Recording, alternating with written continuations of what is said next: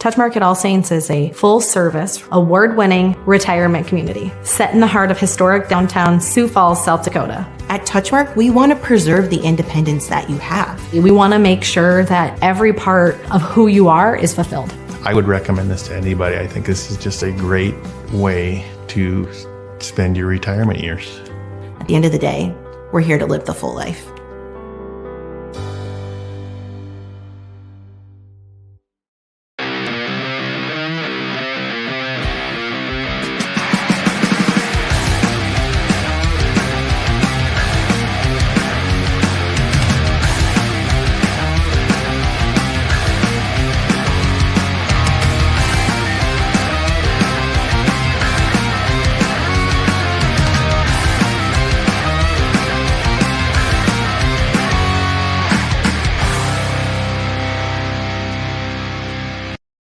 Banking isn't just about financial products. It's about service and what we can do for you. Those personal touches are at the core of who we are at Central Bank. Decisions are made locally by people who get to know you. And while a lot has changed since 1877, we're still committed to our customers and to being the best bank in every community we serve. Central Bank, member FDIC. In nursing, where you work matters. At Avera, we build Team Green around you, with a culture that values and supports you. Leaders who listen and care about your success. And benefits to reward the great work you do. The grass is greener at Avera. So join Team Green. Learn more at avera.org/careers. Experience it all. Follow your academic and career goals and your love for the arts, music, and competition that thrills you. Learn from award-winning faculty and in classes where you are more than a number. Build lifelong friendships at game day experiences and in student organizations for all interests. At Augustana, you don't have to choose. Live and learn in the heart of South Dakota's largest city, where job opportunities, networks of professionals, and a hometown feel await you. Find your bold at Augustana University. Dakota News Now at 9 on Fox Sioux Falls. Your first and only local news in primetime. 1 hour to focus on the headlines of the day, plus breaking news as it happens. 1 hour to provide in-depth coverage of the biggest stories, alerting you first to what impacts you and your family's safety. 1 hour to give you a more detailed look at your first alert forecast, updating you every 5 minutes so you can prepare for tomorrow's forecast tonight. Dakota News Now at 9 on Fox Sioux Falls, your first alert station. Josh and Emily are visiting Emily's parents this weekend, where Josh will propose. He's nervous, but not about the ring. Well done, Josh. Well done. Chase is proposing to Ashley at the resort where they first met. Ashley was vacationing with friends, but Chase ended up being her best friend of all, plus some. Every diamond tells a story, but there's no story like yours. And there's no diamond like a Greenberg's diamond. Greenberg's Jewelers, a cut above the rest. We are back. Jackrabbits don't wait to see what the future holds. They build it. At South Dakota State University, the next generation's leaders are preparing to launch. They're focusing on growth, and they're reaching new heights of excellence across vital industries. SDSU is building something greater for South Dakota and the world. Join us.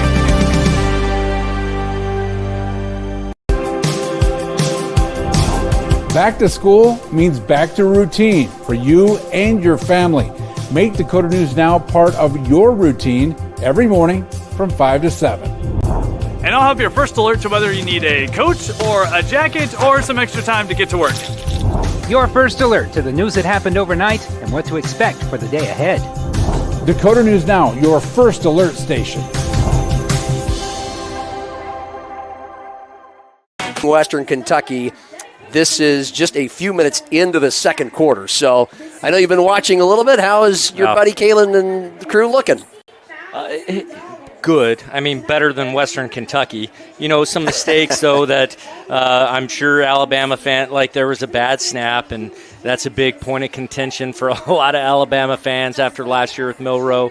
So I'm sure you'll hear a lot about that. But they look good. The atmosphere is unbelievable, and I'm sure Kalen's got to feel a little bit better here as they continue to roll in the first half. Other top 25 scores games in action. Lane Kiffin and Ole Miss ranked number 6, rolling 38-0 over Furman second quarter. Michigan leading Fresno 7-0 after one. There's a lot of controversy about that game. Jim Harbaugh coming back. Michigan battling with the NCAA. Third-ranked Oregon leading Idaho 7-0 in the second quarter, just underway. Texas blew out Colorado State 52-0 for the fourth-ranked Longhorns. Second-ranked Ohio State over Akron 52-6, and Syracuse over Ohio 38-22. 20th-ranked Texas A&M hosting number 7 Notre Dame. They're just about 6.5 minutes in and knotted at 3. Earlier today, easy wins for both Nebraska and Iowa. The Huskers taking on UTEP today. Matt Rule, year number 2, but the debut of the number 1 rated high school quarterback in the country from last year.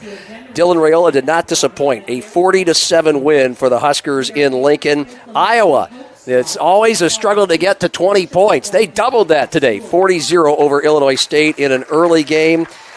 And meanwhile, South Dakota State, the Jackrabbits open up a game against a team that some feel may just be the favorite in the Big 12 this year and a college football playoff contender.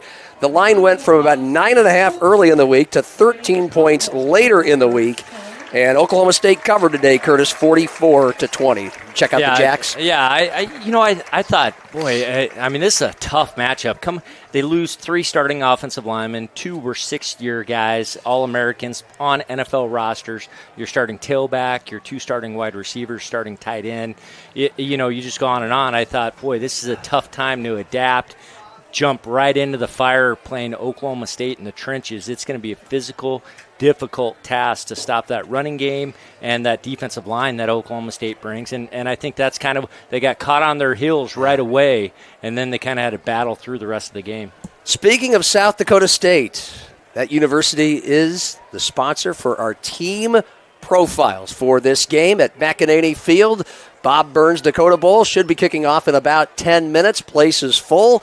John Gaskins with Curtis Riggs as the number 1 Harrisburg Tigers are in town. Let's dive into the team profile first for Harrisburg. Last year, a team that went 9-3, lost to these Knights, 49-34 in the semifinals. Brandon White, their 15th-year head coach, 99-55 overall. 7 trips to the Dakota Dome in the state finals, the 2021 champions. And, as Curtis mentioned, the most talented team in the state to start the season. And let's start with the quarterback, Sam Knuth, the brother of Jacob Knuth, now at Kansas State. Last year, Curtis, 71% completions, 2,500 yards passing, 25 touchdowns, 8 interceptions. And tell me what's going behind that and also what he's added to his game. Well, first, I mean, size, speed, a year of experience under his belt. He's very motivated to come back this year off of that loss last year, especially this game right here.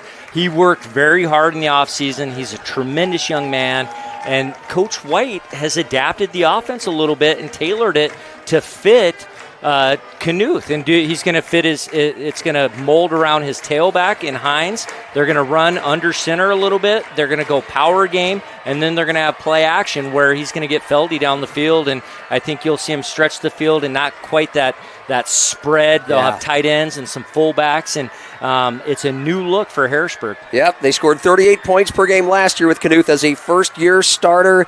They were efficient, 56 touchdowns, just 13 turnovers. The defense from Harrisburg last year gave up 20 points a game. Notable returners, Matai Mayo, middle linebacker, their leading returning tackler. And it's a unit that is deep. In fact, on the defensive line, you've got seniors all across the 2 deep, and that is a concern for Jason Popiga and the undersized O'Gorman Knights.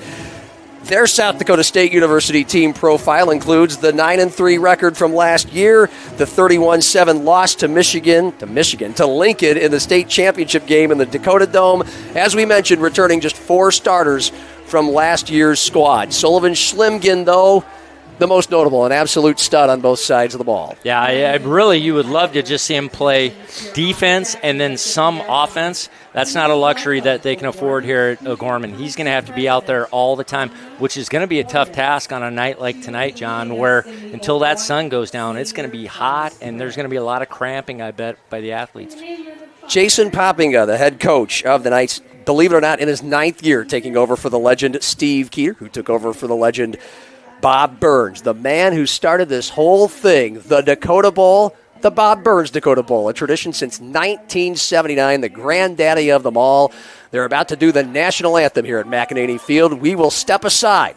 We'll talk about more players to watch, keys to victory for each of these two teams as our pregame show continues less than 10 minutes from kickoff. Harrisburg and O'Gorman on Fox Sports 98.1, Metrosports.tv, and Outlaw Channel 13.2.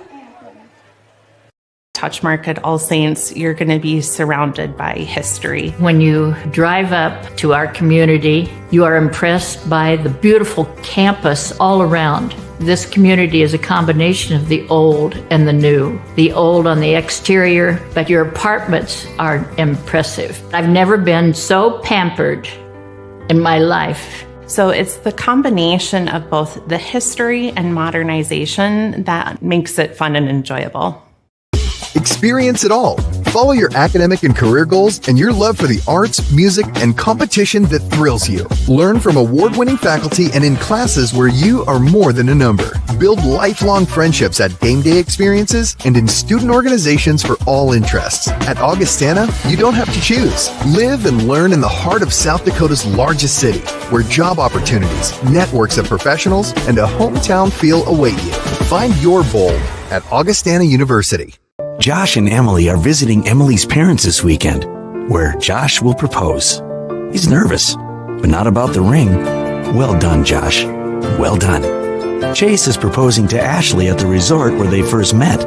Ashley was vacationing with friends, but Chase ended up being her best friend of all, plus some. Every diamond tells a story, but there's no story like yours. And there's no diamond like a Greenberg's diamond. Greenberg's Jewelers, a cut above the rest.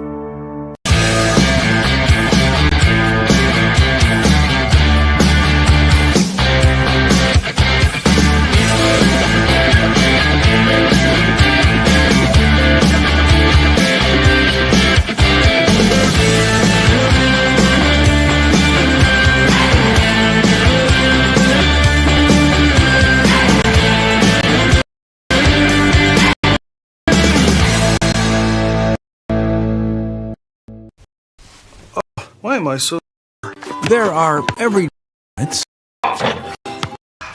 We can do this ourselves. That hurt. And there are epic moments. This'll be epic! Yeah.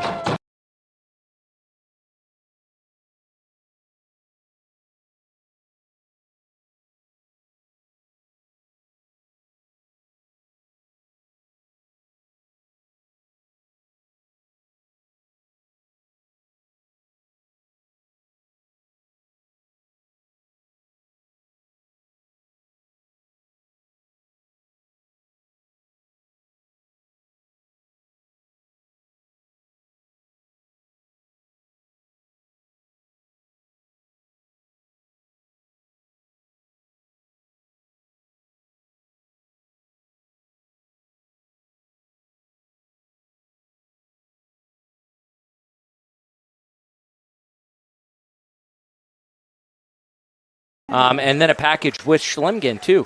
What other key components are going to be out there to help and get touchdowns for Gorman? And now our Central Bank players to watch. We've kind of already honed in on the easiest two players that stick out in this game. Sam Knuth, the quarterback at Harrisburg, and Sullivan Schlimgen, the both sides of the ball, the fullback and linebacker for O'Gorman. So for Sam Knuth, let's talk about his keys specifically against an O'Gorman defense, again, hardly returning anybody from last year's team. A bunch of new players across the field, although Sam is without his top two weapons from last year in the receiving corps. Ty Tryon at Augustana now, so is Max Carlson. That's over 1,600 yards of receiving lost from Harrisburg and 20 touchdowns from last year. What can we expect Sam to be working with tonight and the rest of the season? Well, one, he's got a big, strong, fast tailback in Hines, and then he's going to have, they showed Feldy and his importance of their offense last year, him being the number 3 receiver, but it seemed like he was kind of the go-to guy getting him the ball in space. Then he's going to have his brother starting at receiver, and I think you'll see another guy in Will Young also rotating. So there's some inexperience at receiver, but guys he's been working with all summer long. You mentioned Josiah Hines. He really came on strong in the second half last year, emerging as Harrisburg's top tailback. 7 yards a carry, couple 100-yard games, some big bursts in both games against O'Gorman at the end of last season. For the Knights, we have mentioned Sullivan Schlimgen. Another player to watch tonight is their starting quarterback, Talon Black. This was a battle all summer long. Talon was the JV quarterback last year, was 5 of 8 for 42 yards and a score in varsity time, mop-up time for the Knights last year. What kind of skill set do you expect to see him bring in his debut where he has to take on the number 1 team in the state? Well, it's a skill set to where they feel like they're going to have to play 3 quarterbacks tonight. So, I mean, it's one where there's as big a question for O'Gorman as there is for us. If he goes in and he plays well, Coach Poppinga can take a breath of relief and say, okay, we can manage this, we can do this. But I think they're expecting that they're going to have to work through these first couple games to figure out who is that guy. Those are our Central Bank players to watch for tonight. John Gaskins with Curtis Riggs. Starting lineups being introduced right now. A lot of new faces, new numbers for O'Gorman. Fans are looking at their rosters. Who's that guy? Who's that guy? And by the way, a player I'm excited to see on both sides of the ball is the new starting tailback, Jace Keese, a 5'11 junior. He averaged 15 yards a carry in his 11 carries last year, 2 touchdowns. Against Roosevelt, he had a kick return for a touchdown. He had a rushing touchdown and a receiving touchdown. This kid's explosive in both the run game and the return game. He replaces Maverick Jones, who set the school record in career rushing yards with over 3,100 of those. And in career scoring, he also had 1,300 yards last year. Maverick Jones, now a football player at St. Thomas University, who had a bit of a rough night on Thursday against Curtis's alma mater. Yeah, great night. The University of Sioux Falls, 34-13. Well, we're just about set. Number 1, Harrisburg, and number 4, O'Gorman. We'll be back with the kickoff next on Fox Sports 98.1, Metrosports.tv, and Outlaw Channel 13.2.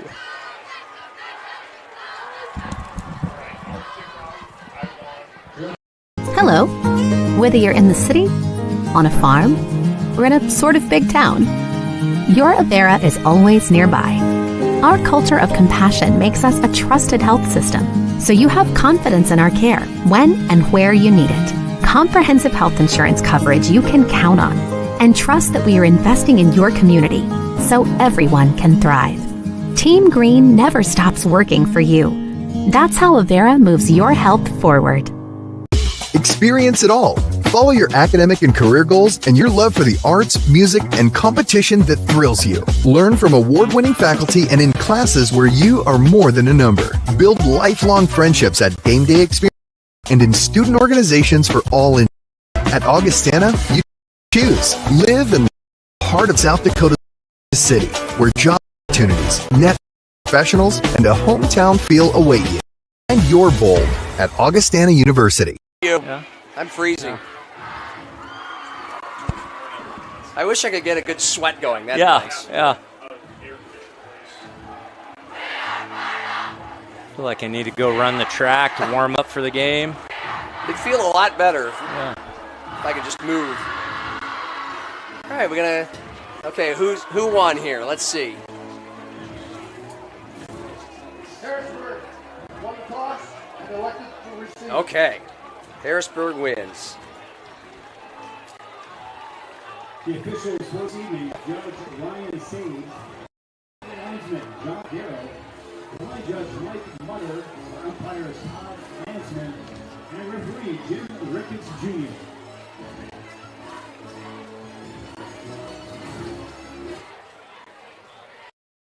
Banking isn't just about financial products. It's about service and what we... Finally over, the kickoff to the 2024 season on our Game of the Week, the Metro Sports TV simulcast on Fox Sports 98.1, metrosports.tv, Outlaw Channel 13.2, DakotaNewsNow.com. It is a sunny 80-degree, 7:30 p.m. kickoff here at O'Gorman, just a very light breeze. And the top-ranked Harrisburg Tigers won the toss. They elected to receive. We'll see what their explosive offense and their experienced quarterback, Sam Knuth, has in store right away. This place seats about 6,000. It is more than full, jam-packed, both home and visitor sides. It's the Bob Burns Dakota Bowl. This is the 46th edition. They've been doing it every year since 1979, the granddaddy of them all. The new look O'Gorman Knights in their blue jerseys, black pants, white helmets, kicking off to Harrisburg, all in white with maroon helmets, left end over end, left to right, bouncing at the 16-yard line, picked up and immediately tackled at the 17-yard line on the near hash, trying to return it right to left. Cooper Rasmussen, a backup running back. Great coverage by the Knights. The Tigers will start inside their own 20. John Gaskins with Curtis Riggs. Harrisburg, a team that scored 38 points a game last year and pretty balanced. They were 50-50 in their run-pass selection. 56 touchdowns, 13 turnovers. Sam Knuth, the returning quarterback, a senior now, 71% completion last year, almost 2,500 yards, 25 touchdowns, 8 interceptions. He looks in front of a double tight end set, and immediately one tight end shifts from left to right. Shotgun with a back next to him on the right, one behind him, hand off to the one behind him. That's Josiah Hines. Blake breaks out to the right side across the 25, 30 toward the far sideline and rumbled down to the 38-yard line. That is a first play of the game. Gain of about 22 yards for Josiah Hines, the 5'11 junior who averaged 7 yards a carry last year. Well, and one thing right away, they flipped the formation, so they moved 3 guys from left side to the right side, and no adjustments from O'Gorman. They just outnumber them, and they just run power outside. Easily get Hines on the edge. First and 10 Tigers, their own 37, right to left from the far hash. Hand off to Hines again, trying to dance around tacklers, but he is smothered near the line of scrimmage at about the 37.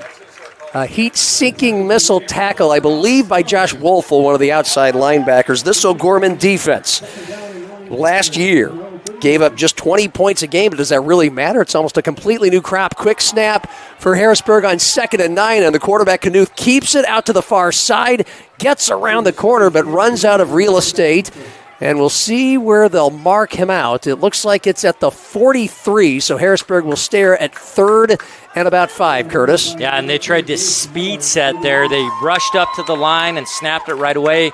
I mean, if I'm O'Gorman, I'm talking about their guys aren't set before they snap that, but they're trying to just get more guys than defenders on the edge. Harrisburg now taking their time to snap the ball.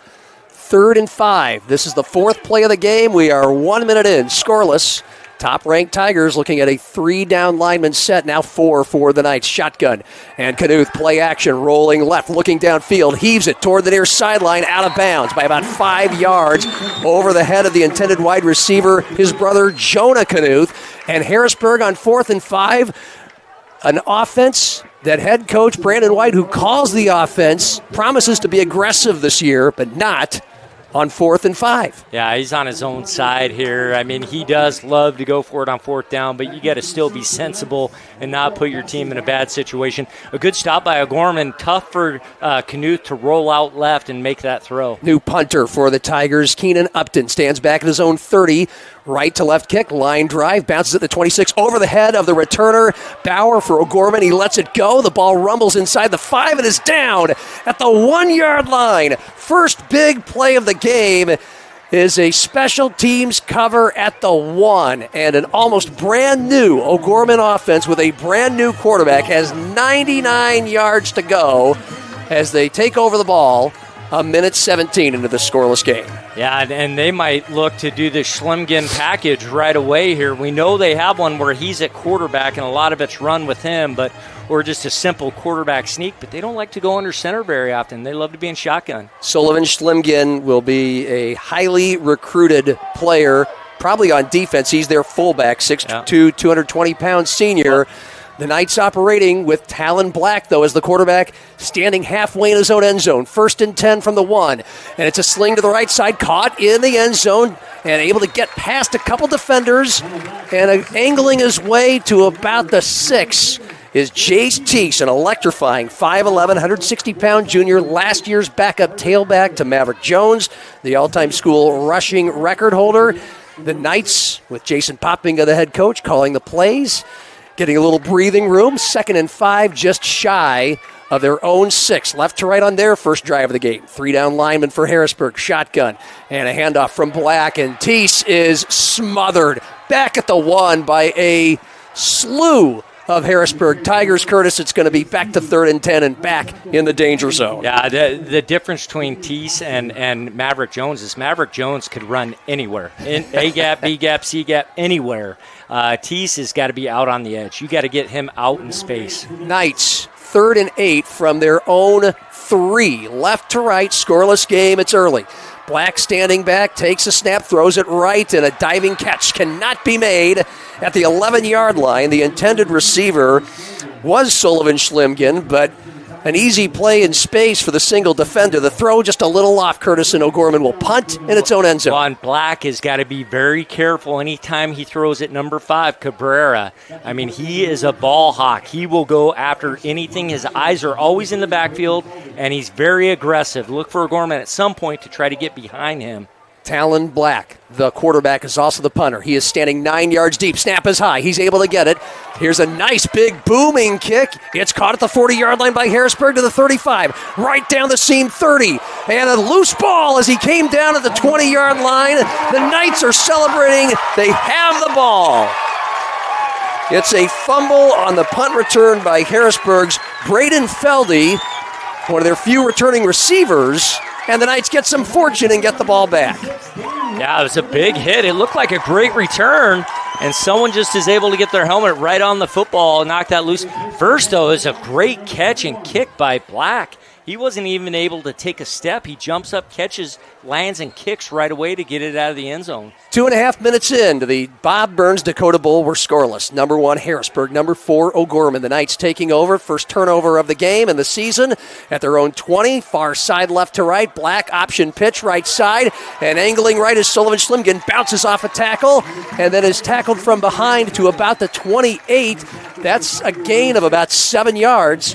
And a productive start to this drive for O'Gorman. Yeah, it's a good job. You want the defensive end to take the quarterback. You want to be able to pitch it. If I'm Harrisburg, I'm making Black have to cut inside and run that. Don't let O'Gorman get to the edge. This Harrisburg defense gave up just 20 points a game last year. Shotgun set for Talon Black. 2 wide left, open field right. And a handoff right up the middle. And there's some room, and there's some bouncing off of tacklers. Plowing ahead, spinning down to about the 44. It's about a 15-yard gain for another new running back for O'Gorman and a first down for the Knights. Well, and I think that's Hamrick, the transfer from Brookings. He was actually coming in to play safety, and hey, we could use you as an interior runner. Yep. And he's made that nice transition for him. Gavin Hamrick, so it's first down O'Gorman at their own 43. Shotgun again for Black. He's got a running back next to him, a handoff. It's Hamrick again, and he hammers it up the middle into the arms of Austin Costain, a defensive end for Harrisburg, but not until it's a 4-yard gain. So the Knights have gone for 6 and 7 and 4 yards on their 3 first downs so far. Scoreless game. 4 minutes in, and off the punt return fumble on a long return that would have given Harrisburg the ball at about the 20-yard line. The Knights now driving near midfield. 2nd and 6 from their own 47. left to right between the hashes. Handoff goes to the tailback again, and Hammerich finds his way off just the left side, dives ahead to midfield, and gives O'Gorman a 3rd and 3. Now they're going to mark it at the 49, just shy of midfield, so it'll be 3rd and 4 after the 2-yard pickup. Very basic. Yeah, and right now, Harrisburg's doing a lot of stunting with their D-line and then blitzing their backers off that edge as O'Gorman keeps trying to get to the outside with their run game. Knights driving into the beaming sun. Now 3rd and 4 from their own 49. Black looks left. Rush comes up the middle. Dumps it off to the right side. It's caught. Open space. Schlimgen at the 40. Flag flew. Schlimgen out in front ahead of defenders. A touchdown of 51 yards if the play stands. There is a flag as that play developed at midfield. And this is a blatant hold by O'Gorman. Yeah, I mean, it was well read by Harrisburg, and the linebacker's there to make the play, and the tackle just grabs him and whips him down to the ground.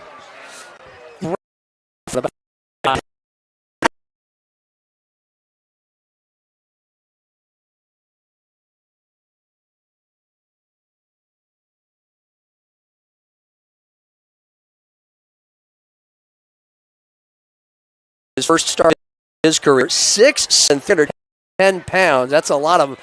That's a great frame. Yeah. I'm sure Coach Vinny Olson, the O-line coach, loves to have that to work with. The best part, though, was after his hold, he sprinted down to celebrate with Schlimgen, knowing what he did. Yeah.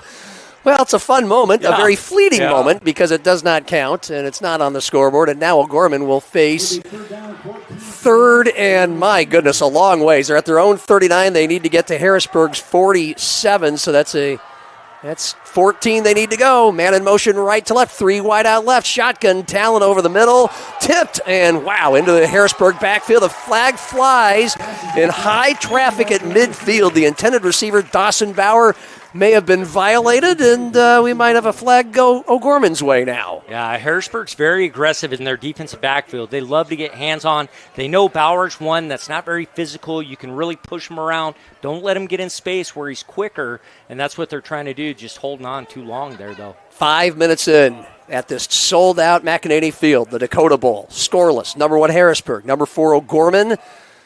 And the Knights are the benefactors of a holding call on Harrisburg, so that's a 10-yard penalty. So this should march things back to near midfield and give O'Gorman a much more manageable 3rd down, basically where we started at 3rd and 4, it seemed like years ago.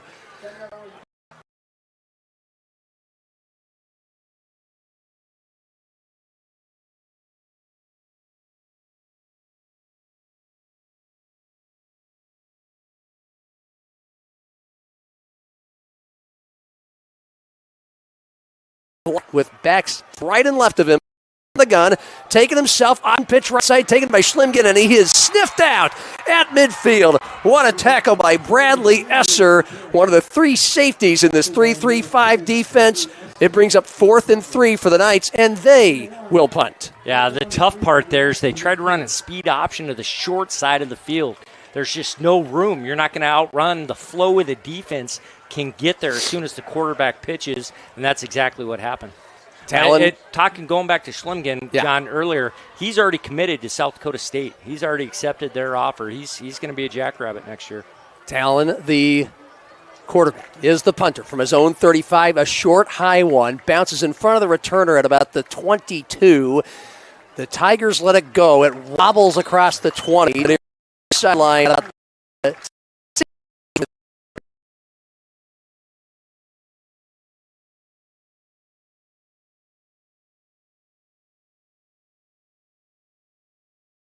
At the Bob Burns Dakota Bowl, a fairly calm and warm Saturday evening, the final day in August. Overflow crowd, I'd say at least 6,000. They used to get 10,000 when this thing was at Howard Wood Field, but since the pandemic, it's been here on campus. And the Tigers start from their own 17. 1st and 10, man in motion left to right. 1 wide right, another one close to the line. Hand off to Josiah Hines, the running back, angling right, getting around the corner. Defenders chase him as he knocks down the 1st down stick at about the 27-yard line. It'll be a matter of the spot, but a productive run to the outside again for Harrisburg. And Hines has got deceptive speed for his size. He can really run, and you see confidence with Coach Wake continually trying to get him to the edge. Eric's does like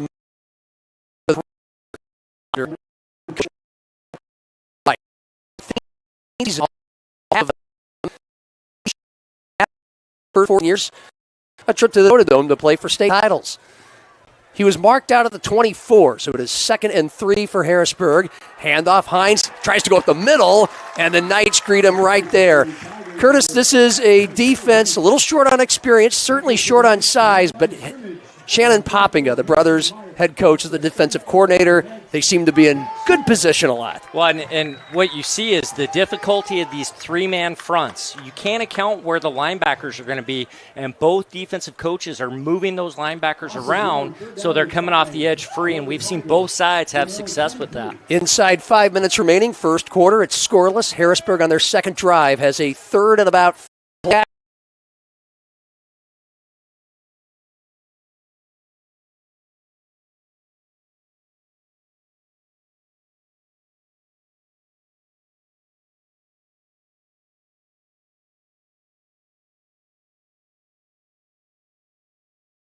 When you're going to say we're going to have a power run game is you have to get positive yards. You have to stay in a positive situation because you're not going to surprise anyone with the element of 3rd and long. Now they can't do any screen game. Play action isn't effective. Who's biting on that when it's 3rd and long?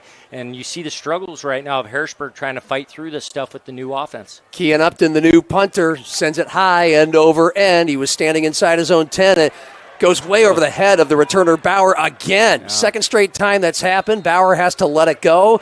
This thing landed inside the 35 and rolled all the way to about the 17. So 2 punts for Harrisburg end up very productive because it goes over the head of the returners. So the Knights, who started on their own 1 on their last drive and made it to midfield before punting, will start at about their own 17.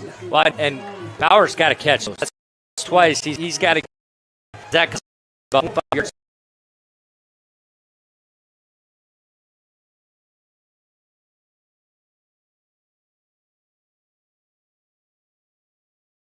Offense. Scoreless game. Inside 5 to go first quarter. Knights' second drive starting at their own 16. In between the hashes, left to right.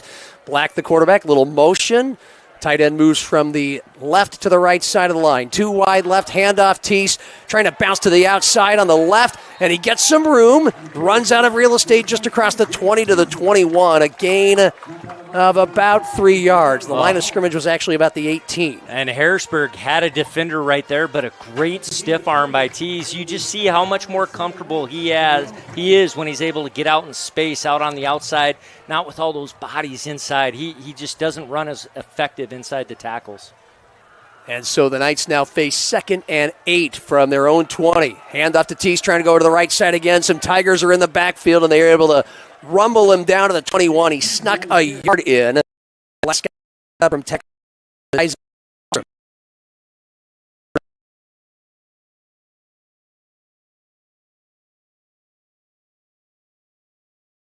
Pretty good play to the left. Poppinga just came with the exact same thing, ran it to the right. This time Harrisburg made the tackle out in space. 0-0, 3:20 left first quarter, 3rd and 7 for the Knights from their own 21-yard line. Shotgun. 1 wide each side. Fake handoff. Throw over the middle. Caught in traffic. First down. The tight end, Jace Moeller, with the first catch of his varsity career at the 36, in between a couple defenders. It is a 14-yard gain and a first down for the Knights. Well, and good throw by Black, but even better catch by Mulder there, because Feldy was sitting back there ready to pick that off, and Mulder just kind of stepped right in front of him and caught it as he's swinging his hips around. Braden Feldy, a potential all-state player, both as a and safety. So Knights with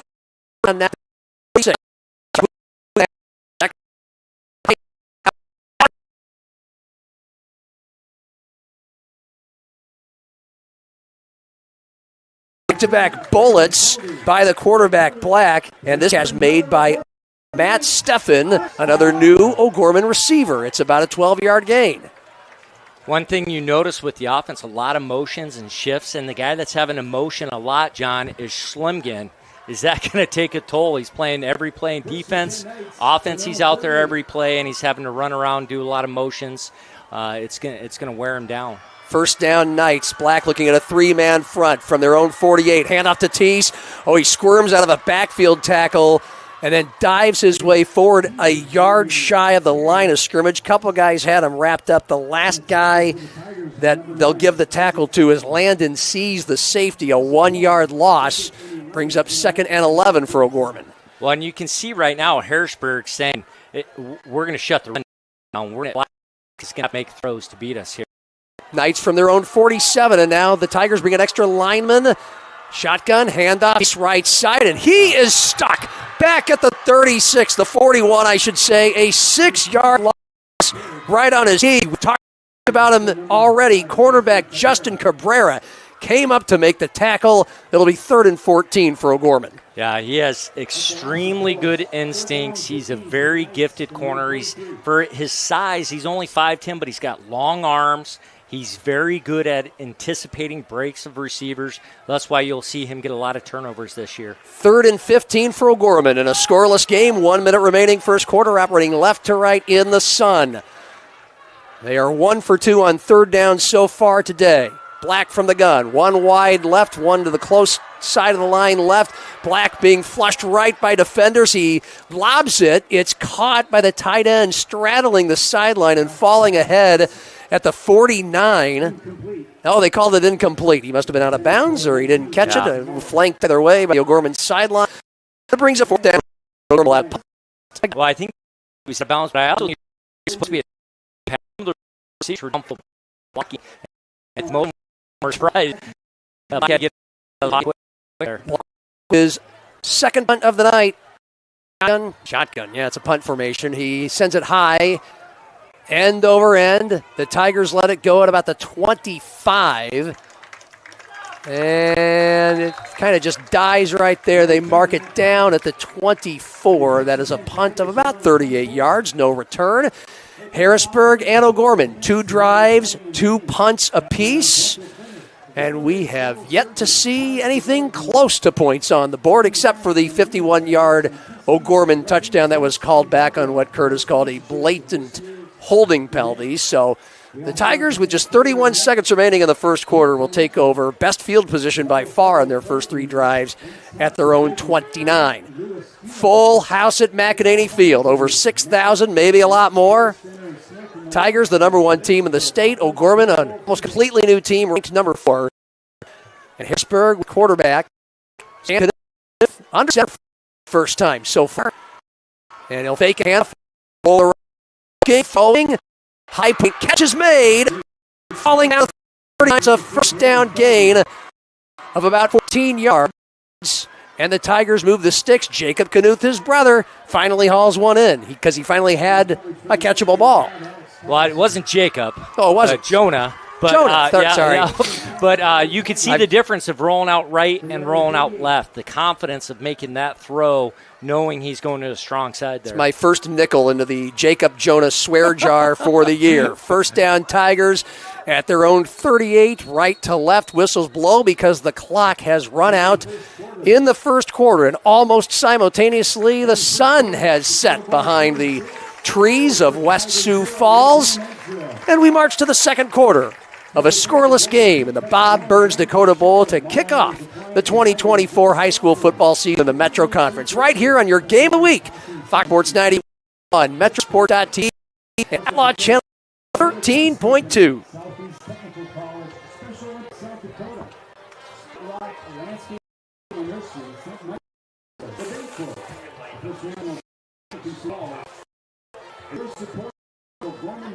Football and Dakota 46. Step up your game with Avera Orthopedics, the official sports medicine provider for Bishop O'Gorman Athletics. Expert supports your every move with technology, orthopedic equipment, and medicine. Trust the leaders in orthopedic care, keep you moving forward. Learn more at avera.org/orthopedics.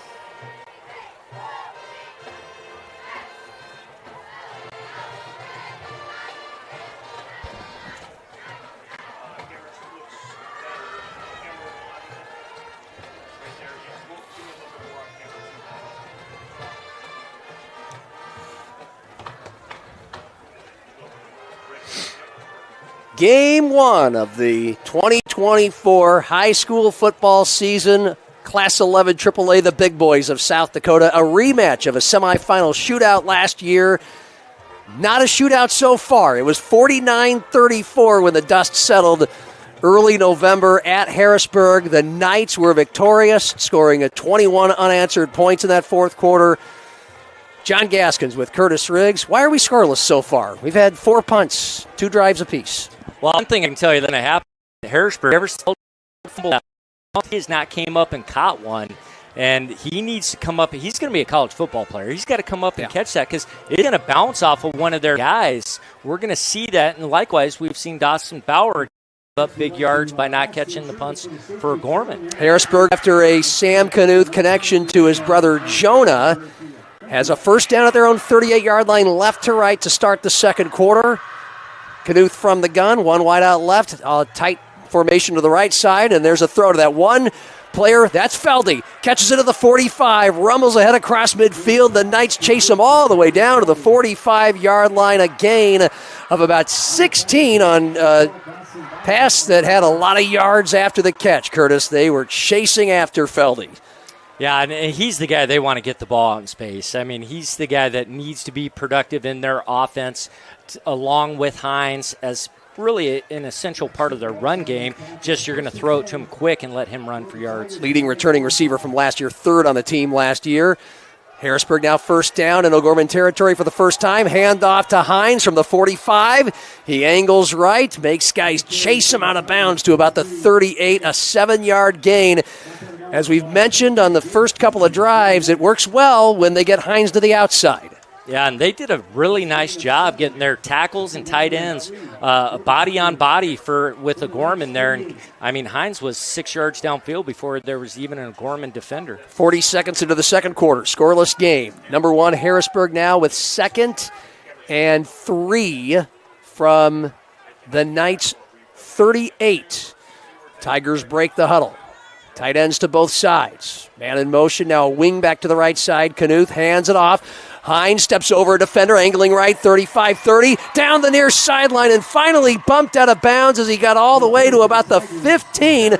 The last guy who could get him, Gavin Hamrick, got him, but not before a gain of about 23, and now the Tigers showing that burst we expected out of this offense. Yeah, and bouncing outside again there. Hines he's going to develop a stiff arm to go along with that size and speed here pretty soon too, and you're going to see him break those tackles also. 5'11", 195-pound junior. 5'11", 195 suggests you might have a little sturdiness, and Hines is behind his quarterback, Knuth. Another fresh set of downs for the Tigers, now at their 24. O'Gorman handoff Hines to the left side, slips out of a tackle backfield. More Knights come and greet him just across the 25 to the 24. Actually lost about a half a yard. It'll be second and long. Yeah, that was played well by the front three, the defensive line of O'Gorman. They're not very big. They need to use their length and their speed to try to shoot the gaps. Scoreless game. A minute into the second quarter. About 80 degrees, McEnany Field. Beautiful night as the sun has set in the heart of Sioux Falls. Tigers first, and check that 2nd and 11 from the O'Gorman 24. Knuth with 2 backs behind him, spins around off the fake, throws into the danger zone, just a heap of bodies and jerseys from both teams. It falls incomplete, luckily for the Tigers, at about the 25. What was that? Well, they were trying to do a throwback screen to Feldy, and Feldy got caught up with some of the offensive linemen, actually tripped over one of them. You could see the difference in timing, though, from what Knuth is used to. In previous years, they have a very effective screen game, but it's all from shotgun. Now he was under center and had to drop back and wasn't quite sure of the timing of when to throw. Productive drive for the Tigers, their 3rd drive of the game. Couple big Josiah Hines runs, but now 3rd and 11 from the O'Gorman 24. Whistles blow just before the snap. And we have our first timeout for either team. O'Gorman calls it. We'll take a break with them. Scoreless, 10:32 remaining. Second quarter, Harrisburg at O'Gorman on Fox Sports 98.1, Metrosports.tv, and Outlaw 13.2.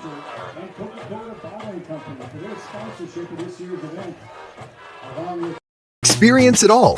Follow your academic and career goals and your love for the arts, music, and competition that thrills you. Learn from award-winning faculty and in classes where you are more than a number. Build lifelong friendships at game day experiences and in student organizations for all interests. At Augustana, you don't have to choose. Live and learn in the heart of South Dakota's largest city, where job opportunities, networks of professionals, and a hometown feel await you. Find your bold at Augustana University. Your time is valuable. You shouldn't have to wait for the weather forecast. That's why the First Alert weather team is giving you weather every 5 minutes in every newscast. Every 5 minutes in the morning, every 5 minutes in the evening, and every 5 minutes on the weekends, too. Focusing on the weather that affects you. You'll always get the First Alert so you can plan ahead. First Alert weather every 5 minutes. Only on Dakota News Now. Knuth drops back, throws it toward the end zone, wide open. Feldy makes the catch. It's a touchdown. And the Harrisburg Tigers draw first blood on a 24-yard strike. Knuth to Feldy. It is 6-zip Harrisburg right out of the timeout, Curtis. A minute and a half into this second quarter. Yeah, it's kind of surprising. On 3rd and long, O'Gorman would roll their safeties down and just leave the corners essentially man-on-man with no help in the middle of the field. Harrisburg does a little play action, takes advantage, gives Feldy all the middle of the field to work, and he just outruns the defensive back. The Tigers send in Adam Maxwell to be the point after attempt man. Snap, hold, kick. End over end. It's always fun to see a guy wearing number 71 not just take a kick, but make it, and he celebrates wildly with his teammates, and Harrisburg takes a 7-zip lead in the 46th edition of the Bob Burns Dakota Bowl. That drive spanned 71 yards, Curtis. The Tigers had the punt on each of their first 2 drives, but they got their act together. Some big Josiah Hines runs setting up that 24-yard touchdown strike. Well, and we're seeing it have more success running to the offensive right side. We saw that in the first quarter, the second quarter too, when they had the big runs. It was getting to that right side. So Coach White has found something where either it's his better offensive lineman against maybe the weaker defensive lineman, something that's given him that confidence to continue to go to that side. That drive spanned about 2 minutes. Took over with 30 seconds remaining in that first quarter. And for Sam Knuth, his first touchdown pass of the year, the 26th of his career. And for Braden Feldy, his 4th career touchdown reception. 7-zip, number 1 Harrisburg at number 4 O'Gorman. McEnany Field. Now we're under the lights. The sun is set, and here's the kickoff from Upton. Left to right, taken far side, right to left at the 2, ahead to the 10. And Dawson Bauer is just creamed by about half of the Tigers' coverage team at the 14. It is a 12-yard run back, but the Knights, now down 7-zip, will start at their own 14. And I think they've done some good things offensively. I think Coach Popping has got to feel like, you know, the play of Black has been pretty good so far. It's just they've gotten caught in some penalties and some, 4th and short situations where they've opted to punt. Man, at O'Gorman, and a lot of sports teams and stadiums and arenas all over the country, they love that song that keeps playing. Do you know what that's called? No idea. I don't know what it's called. Yeah. We played at the Birdcage all the time for the Canaries. They played it about 3 times. They're trying to get the team and the crowd going here. 7-zip. O'Gorman now down, 3rd drive of the game, 2 punts on their first 2 drives. And on 1st and 10 for their own 14, a handoff. Hammerich hammers into a defender as he went left side, knocked down a defender at about the 18, falls ahead to the 19, about a 5-yard gain. So tell me a little bit more about what you know about this transfer from Brookings, the running back. Played for Brookings High School last year, transferred, enrolled at O'Gorman. Dad was a very good football player at Augustana. I think it's someone that brings good size and strength, and eventually will be starting offensively and defensively for him probably. 6'3", 205. Black pitches it on a man in motion left to right. He gets around the right edge, goes from one far side of the field to the other, and near a first down mark. Chased down at about the 27. That is one of the smaller players on the O'Gorman lineup, Logan Mebius, 5'11", 160-pound wide receiver. Nifty play, brings up 3rd and 2. Yeah, and it looked like Hammer kind of got away with maybe a questionable hold there. The Harrisburg coaches, it was right in front of him, and you could see him asking the referee for some help on that one. 3rd and 2 Knights from their own 25, down 7-zip. 3 minutes into the second quarter. 3 down linemen for the Tigers. Black from the gun, a back next to him on the left side. 1 wide out left. Black, the quarterback, keeps it, tries to, he spins out of a tackle, trying to muscle his way through. The Tigers are riding him for a couple yards. He have not down. Tough from here. Yeah, great second, third effort. Got that. Yeah, I think they marked it at 28. He got about half a yard to a yard more than he needed. So a big 3rd down conversion with O'Gorman facing the momentum of Harrisburg's 71-yard touchdown drive and trailing 7-zip. Now they get a fresh set of downs. They mark it at their own 23. Shotgun for Black. Open field right. 1 wide out left.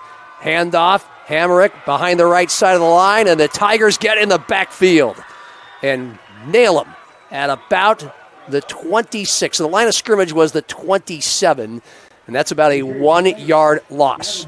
Harrisburg defense, first they're getting great penetration up front, pushing the offensive line back, and then their defensive back 7 really fly around. You see them attacking, flying to the football. They've got to love seeing that as a defensive coaching staff. About the 3rd tackle of the night for the cornerback, Justin Cabrera, his 2nd tackle on a rush play. So it's 2nd and 11, O'Gorman now at their own 26. From the far side hash, right to left, man in motion, right to left, 2 wide out right, throw over the middle, through the hands.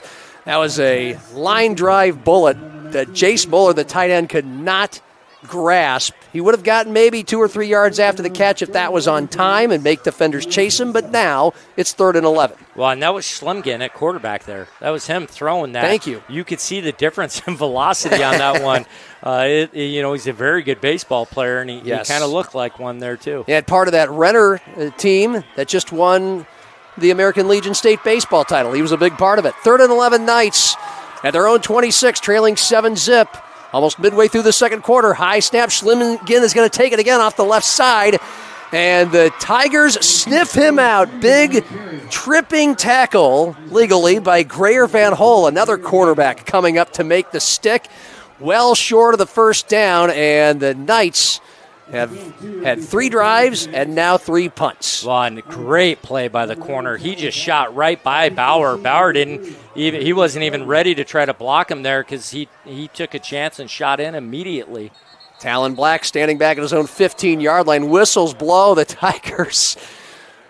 One of the Tigers' bullets came flying right through the 3 last Knights to get in front of Black after the whistle blew. And appears the Knights have a procedure penalty. False start. Moves the line of scrimmage back to the 24. It's O'Gorman's 2nd penalty of the game.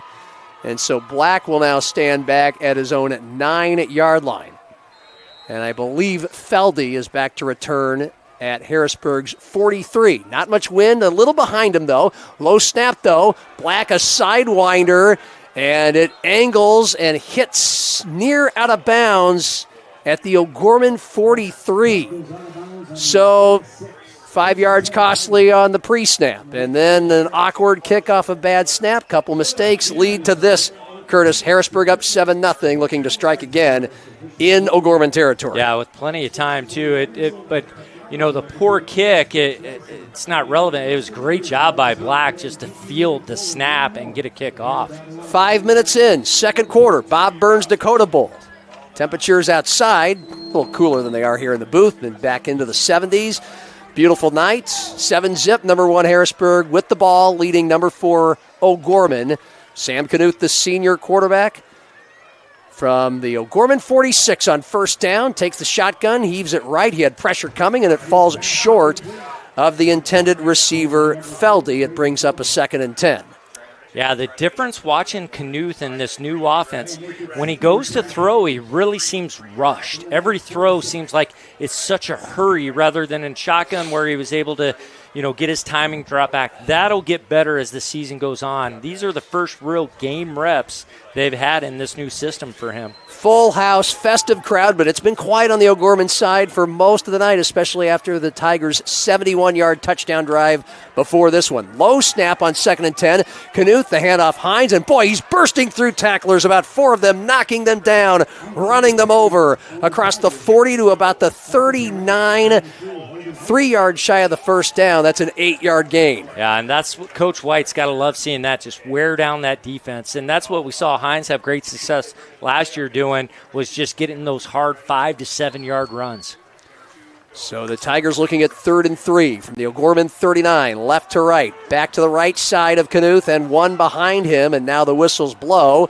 And O'Gorman calls it second timeout of the first half. 6:24 remaining, second quarter. 7-zip, number 1 Harrisburg over number 4 O'Gorman on Fox Sports 98.1, Metrosports.tv, Outlaw Channel 13.2, and DakotaNewsNow.com. Has more than 40 years of experience providing great hospitality and focusing on providing seniors the full life. We have restaurant-style dining. We have a health and fitness club, wonderful life enrichment activities. We have wonderful team members who are here to be your support systems and your friends. Health services care team members who will help you in any level of care, assisted living, and then 2 levels of memory care and early memory care support. All of those things are at your fingertips when you're here at All Saints. Banking isn't just about financial products. It's about service and what we can do for you. Those personal touches are at the core of who we are at Central Bank. Decisions are made locally by people who get to know you. And while a lot has changed since 1877, we're still committed to our customers and to being the best bank in every community we serve. Central Bank, member FDIC. 6:24 remaining, second quarter. Harrisburg up 7-0 at O'Gorman. It is 3rd and 3 for the Tigers. The O'Gorman 39, low snap. Knuth being rushed, throws right side, caught, and almost immediately tackled at the line of scrimmage on the near sideline on the numbers. Sullivan Schlimgen makes the play on the catch by Isaac Ostrom, the tight end. And the Tigers, after a 71-yard touchdown drive, they have 4th and 3 at the O'Gorman 39. Curtis, they're going to go for it. Yeah, a little surprising. Yeah, I mean, the way the O'Gorman offense has been, you think maybe pin them back, but they tried a tight end screen there that actually Jason Poppingham made very famous with Ryan Satter for quite a few years. Huge 4th down. Harrisburg converted on 4th down last year 46% of the time. Knuth steps back, throws left, it's caught. First down on the far sideline at the 30. An immediate tackle, Dawson Bauer, but the catch made up the elevator. Brandon Feldy, who caught the 24-yard touchdown pass on the last drive. That's a gain of about 9 yards, and the Tigers move the sticks. Yeah, great route against man-to-man coverage. He just runs a speed cut at about 7 or 8 yards, and Knuth, you see him drop down sidearm a little bit there, but gets the ball out there. Feldy does a nice job going and getting the football, though. Tigers get to the line fast and may have driven the Knights off sides, or maybe the Tigers fooled themselves. Yeah, false start. Is that what it looked like? They were trying to get to the line faster? Yeah, we saw them try that first quarter, too. They tried to rush up there, and not everyone's set. Knuth, as the quarterback's got to make sure everyone's ready to go. Man, what a scene here at O'Gorman. Literally an overflow crowd. Every seat in these bleacher stands, both sides filled. And then we've got people 2-3 deep in bleachers and lawn chairs behind both end zones. Just a beautiful night to start the season. Very rare that the Dakota Bowl is the first game of the year, but here we are. 7-zip, Harrisburg with the lead off the huge 4th down conversion. Now with the ball, first down at the Knights' 36. Far hash, left to right. Knuth under center. Hands it off to Cy Hines. Haven't heard from him for a while off the right side. And a couple of O'Gorman defenders are right there with him. Sullivan Schlimgen, the first guy to stick him down at about the 33. And in fact, that appears to be, well, it was 1st and 15, so they got 3 yards back. Schlemgen had, he had offers from Texas Tech and Air Force, but still opted to go with South Dakota State, which I think you're seeing more South Dakota kids. That South Dakota State's in the running for all the top kids every year. 4:15 remaining, first half. 7-zip Harrisburg the lead with the ball. Second and about 12 from the O'Gorman 33. Knuth play action, has a defender coming at him, pumps, throws, right side, it is picked off. Falling down to the 10-yard line on the numbers. The Knights grab it. Hunter Cox, the safety. The ball was short. O'Gorman has been the benefactor of the 2 turnovers in this game. Yeah, and that's Knuth there. He did a great job moving in the pocket away from the pressure, but he just locked in on Feldy all the way across the field, threw it behind him. Great play by the Gorman defense. He's got to know where his check down is and just dump it down to his running back. 2 defenders right in front of Feldy. It was like they were fielding a punt almost. Yeah, when you stare it all the way across the field, people will catch on. Knights take over down 7-zip at their own 10-yard line. First down, right to left, near side. Black. Oh, man, a quick backfield pass falls incomplete with Tiger defenders, 2 of them draped over Sullivan Schlemgen. They were ready for that. Ball falls feebly to the turf, and danger averted. It'll be 2nd and 10. Yeah, they were trying just a screen pass to Schlemgen, but the problem is everyone on the defense is always aware where he is, and when he kind of settles and then drops back, that just draws more attention. Score has been 7-zip Harrisburg since the 10:30 mark of this second quarter. We have just under 4 minutes remaining in it. Knights 2nd and 10, their own 10, looking at a 3-man front. Mateo, linebacker Mayo, moves up toward the line. And now Talon Black flushed from the pocket, moves up, left, then right. Little zig, little zag, dives ahead through a couple defenders across the 15 to about the 16. Nice play on the fly, about 6 yards, maybe 7 to the 17. Curtis, it'll be 3rd and about 3. Yeah, and Coach Poppinga can live with that. That's a good decision by Black. Don't force it in. You see something late, don't try to make up for it. Run and get positive yards there. Talon Black narrowly won a 3-horse race for starting quarterback, a new starting quarterback to take over for Hayden Gross, who is now playing college football, or at least on the roster at Northwestern in Iowa. So it is 3rd and 2, O'Gorman at their own 16. Big one here, down 7-zip late in the first half. Man in motion, left to right, that's the dangerous Schlemgen. High snap, Black looks right, then dumps it left. Schlemgen catches it 30, 20, near sideline, rumbles through defenders. He's muscling his way. They already had the first down, but he takes him for a ride all the way to the 32. Finally, Braden Feldy, the safety, got him, but Sullivan Schlemgen showing his strength. Yeah, a great play design there by Coach Poppinga, but a great block by the receiver on the outside for Gorman. He's able to make that crackback block that allows Schlemgen to get to the sideline. A gain of about 16 yards, and boy, the Knights badly needed that. What a huge pickup. They still have 2:40 and ticking to work with first half. Down 7-0. Now they're at their own 32. 2 wide each side on first down for Black from the gun. And he's got rush coming from both sides. He slings it out to Teese on the right side on the numbers, and the Tigers are right there to greet him. He gets ahead to about the 35, a gain of about 3, but that's not going to get you very far when the clock's ticking like this and you only have 1 timeout. Yeah, you're trying to get him just on the edge and let him outrun everyone, and Harrisburg's done a very nice job of being there ready for him. Knights taking a little time. Come to the line. Harrisburg 3-man front. Costain and Ostrom on the ends. Connor Lag in the middle. 2nd and 7 Knights from their own 35. High snap again. Hand off to Teese. Breaks through 1 tackle in the backfield, but then is corralled across the 36, maybe to the 37. This time, Johnny on the spot for Harrisburg was Niall Lake, a linebacker. And this brings up a 3rd and about 5 for the Knights. Surprising, Harrisburg doesn't try to call timeout. They got 3 timeouts. They could get the ball back. Gorman gets the ball first in the second half. Niall Lake, by the way, a defensive lineman, also plays on the O-line. 3rd and 5 Knights. 1:20 remaining, first half, down 7-zip. They are from their own 37. Tigers stay home. Black has time. Now he's flushed, runs up, trying to get through defenders, dives ahead to about the 41. but they got him. And Matai Mayo, the leading tackler from last year, able to take him down about a yard shy of the first down at about the 41. Yeah, and again, no timeout here. Yeah, clock still running. Yeah, there's an equipment, something with equipment for Gorman they're addressing, some blood. Okay.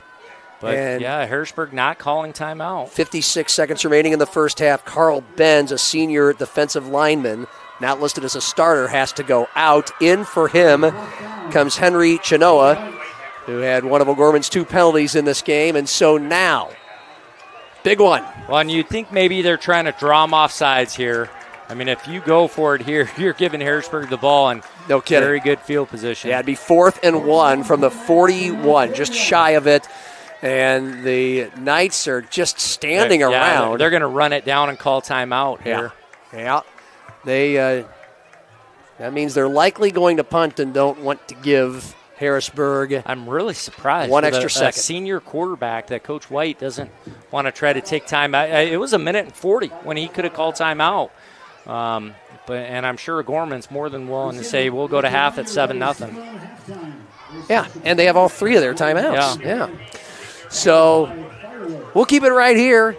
Halftime show coming up. We'll get you up to date on some of the major college football games, both in the country and of interest here. We'll also check in on the Pigskin Classic. Washington and Brandon Valley battling about 20 minutes away from here, just northeast of Sioux Falls. Another top 5 tilt. And this has been an interesting game. It's been a fast game. Both teams punted on their first 2 drives. Harrisburg finally broke through on a 71-yard drive early in this second quarter and has held serve ever since. The only score has come from Sam Knuth to Braden Feldy from 24 yards out. The Knights are going to punt on 4th and 1 from their own 41 off the timeout. 30 seconds remaining in this first half. Refs are talking, trying to get something decided. Oh, the kid who had to go out with blood earlier, back on the field, and now he has to go back out, Carl Benz. So they send somebody else, Jace Moeller, out there. Well, and the worst part of that is he's their long snapper. Oh. Yeah, and he has to be out for one play. So now someone who's been standing on the sidelines got to come in and snap right here. Yeah, and the snaps have not necessarily been on point for O'Gorman on their first couple of punts. So Talon Black, the quarterback, is the punter, standing back at his own 25. Single returner, Feldy, standing at the 25 for Harrisburg. This is a high punt, may have been blocked or just maybe off the end of the foot. It bounces at the 45 for Harrisburg, takes a forward bounce and a side bounce out of bounds at the 47. 21 seconds remaining in the half. Well, and there's a flag. They ran into the kicker, which is going to give them a first down here. Yeah, they were coming fast. It certainly sent Black into a little bit of a panic. And so now a literal fire drill at the end of the first half for both of these teams. Yep. Yeah, 5-yard penalty means a first down. It was 4th and 1, and the leading tackler from last year's team, senior leader Matai Mayo, is the guilty infractor. So now, O'Gorman, 21 seconds, first down 46. Curtis, it's a pretty new offense. What do? You just kind of play it out here or try to do something fun? Well, if you have a home run play and try to give it a shot, it's almost like a punt, really. Knights have 1 timeout left. Black from the gun, throws left, caught by Teese. Angling midfield, has some room down the sideline, and then scurries out of bounds at about the 41. A first down gain of about 13 yards. Knights also stop the clock with 14 seconds remaining in the first half, down 7-0. Yeah, a valuable lesson for those watching the game. The cornerback, you saw him shoot inside of the linebacker, leaving the outside, no containment. And Teese just was licking his chops when he saw that sideline free. So the Knights with a first down now at the Harrisburg 41. 3 down linemen Tigers, 2 wide each side. Black from the gun. He's going to step up, try to tunnel his way through some defenders, just dives ahead to the 40 for a 1-yard gain. Clock down to 7, down to 6. The Knights have a timeout left, or maybe they don't. They're scurrying. We're down to the end of the first half. They wanted to spike the ball to beat the clock, but they did not do it in time. And that is the end of the first half of the Bob Burns Dakota Bowl with Harrisburg leading O'Gorman 7-0. Curtis, initial takeaways as we go to the locker room. Well, I think one thing we're seeing is the first game of the year with a lot of new players getting their first varsity snaps. You're seeing the timing being off a little bit, a lot of those simple mistakes. I think as we get into that second half, you're going to see a lot of these things get cleaned up and a little more efficient offense. A lot of punts from O'Gorman, 2 punts and a 71-yard touchdown drive, finishing with Braden Feldy catching a 24-yard pass from Sam Knuth, the lone scorer of this game. Under the lights on a beautiful summer's night at McEnany Field. It's number 1 Harrisburg 7, 4th-ranked O'Gorman zip, and it's halftime. Next on Fox Sports 98.1, Outlaw 13.2, Metrosports.tv, and DakotaNewsNow.com. Touchmark at All Saints, you're going to be surrounded by history. When you drive up to our community, you are impressed by the beautiful campus all around. This community is a combination of the old and the new. The old on the exterior, but your apartments are impressive. And so, So it's the combination of both the history and modernization that makes it fun and enjoyable. Experience it all. Your academic and career goals and your love for the arts, music, and competition that thrills you. Learn from award-winning faculty and in classes where you are more than a number. Build lifelong friendships at game day experiences and in student organizations for all interests. At Augustana, you don't have to choose. Live and learn in the heart of South Dakota's largest city, where job opportunities, networks of professionals, and a hometown feel await you. Find your bold at Augustana University. Josh and Emily are visiting Emily's parents this weekend, where Josh will propose. He's nervous, but not about the ring. Well done, Josh. Well done. Chase is proposing to Ashley at the resort where they first met. Ashley was vacationing with friends, but Chase ended up being her best friend of all, plus some. Every diamond tells a story, but there's no story like yours. And there's no diamond like a Greenberg's diamond. Greenberg's Jewelers, a cut above the rest.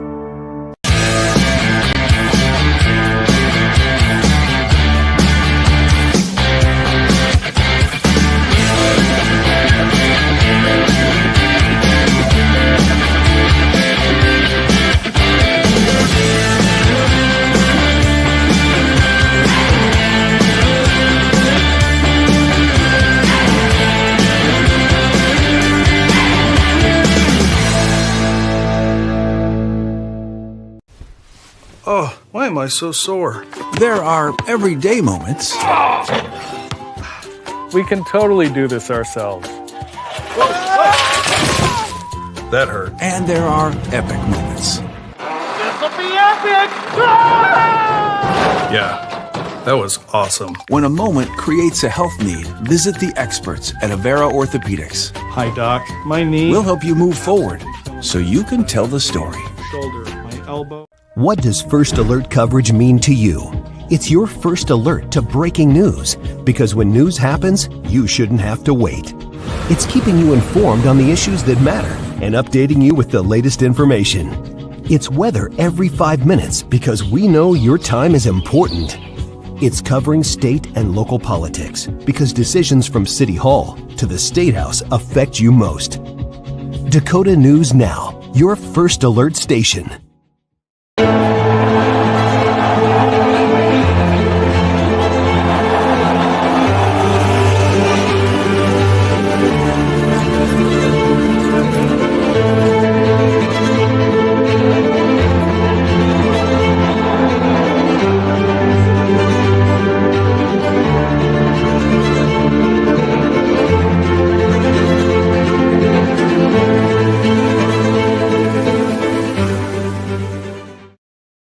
Banking isn't just about financial products. It's about service and what we can do for you. Those personal touches are at the core of who we are at Central Bank. Decisions are made locally by people who get to know you. And while a lot has changed since 1877, we're still committed to our customers and to being the best bank in every community we serve. Central Bank, Member FDIC. News now at 9 on Fox Sioux Falls. Your first and only local news in primetime. 1 hour to focus on the headlines of the day, plus breaking news as it happens. 1 hour to provide in-depth coverage of the biggest stories, alerting you first to what impacts you and your family's safety. 1 hour to give you a more detailed look at your first alert forecast, updating you every 5 minutes so you can prepare for tomorrow's forecast tonight. Dakota News Now at 9 on Fox Sioux Falls, your first alert station. Living with less pain means living at your best. But an action-packed life can wear your body down. Avera Orthopedics keeps you moving with total joint replacements for pain you don't have to live with. Find relief with the region's largest orthopedic physician team of specialized surgeons so you can keep moving forward. Avera, moving health forward.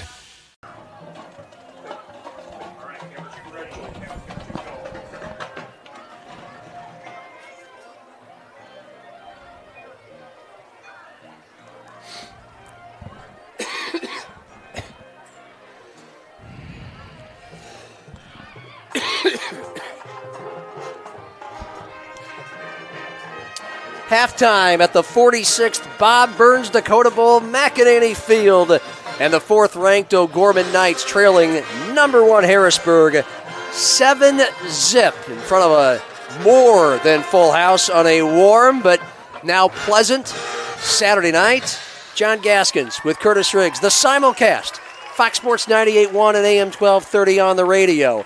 And we're also on Outlaw Channel 13.2 over-the-air TV and streaming at metrosports.tv and dakotanewsnow.com. And Curtis, we're going to jump into some of the other games in 11 AAA football. Our scoreboard brought to you by Augustana University, and another big kickoff classic tonight.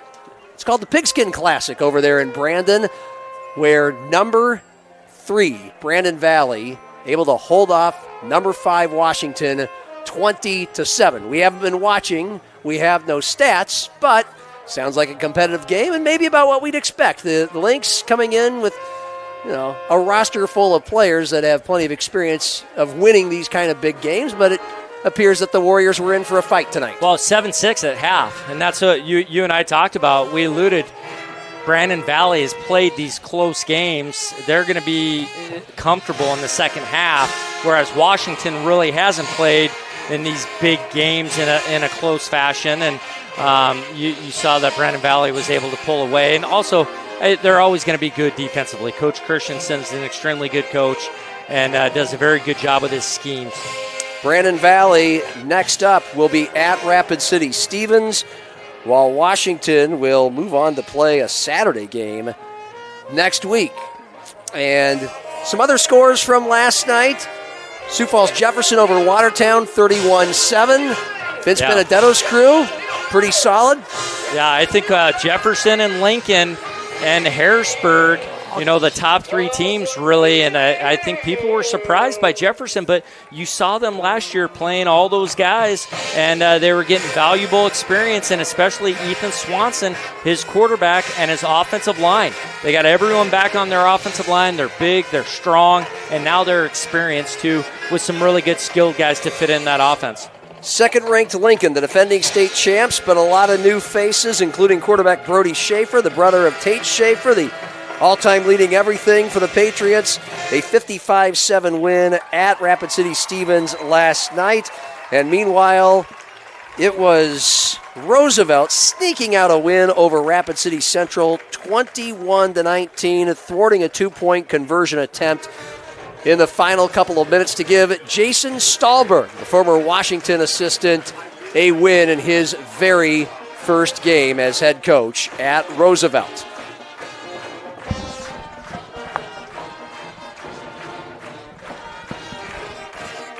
Meanwhile, some things you may have missed on the pregame show here on metrosports.tv and dakotanewsnow.com. We had a few technical difficulties, but Curtis, we're going to bring back our keys to the game.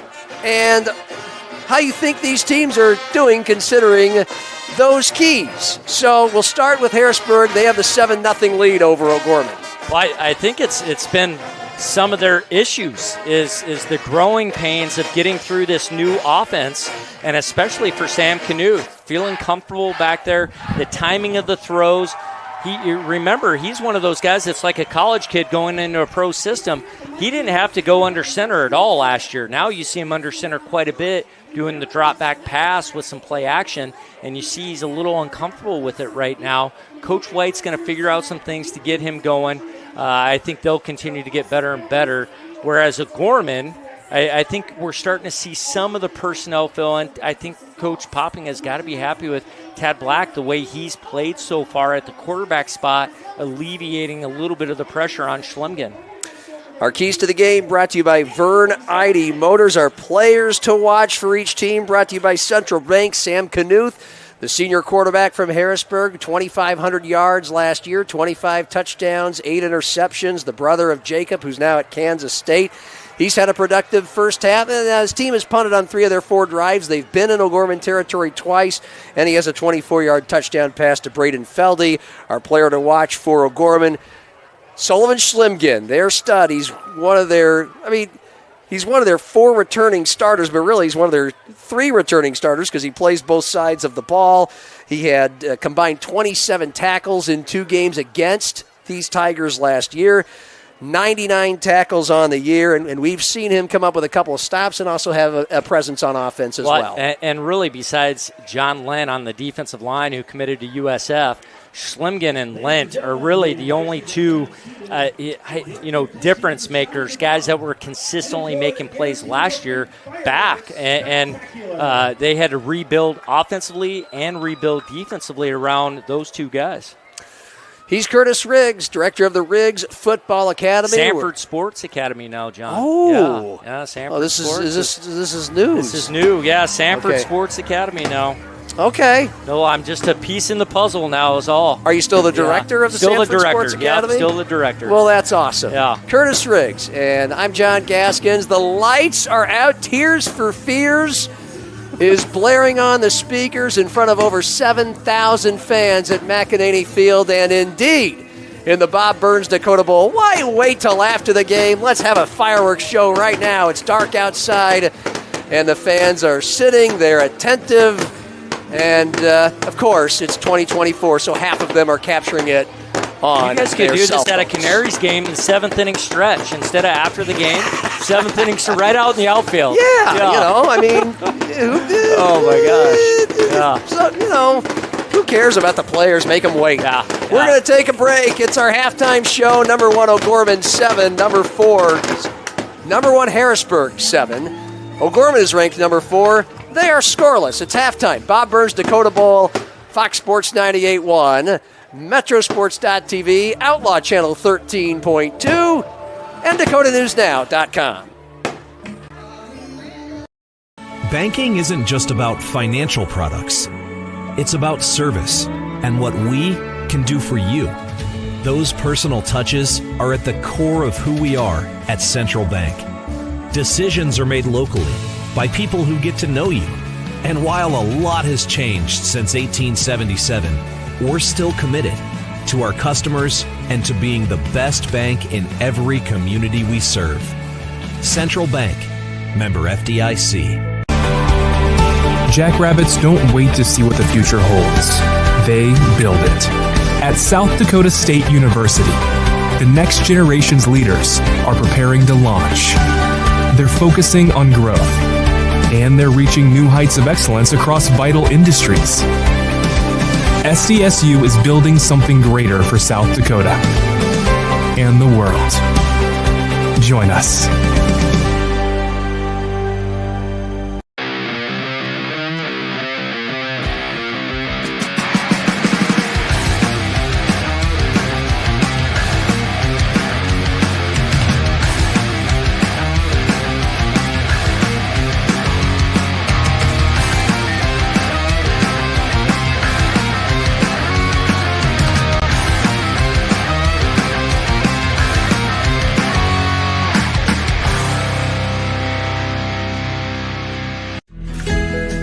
Finding a place to belong is everything. It's where you can make a difference, where you're heard, where you have a team that supports you and the benefits you deserve. At Avera, you can find that place. You belong at Avera. Apply today. Avera.org/careers. Your time is valuable.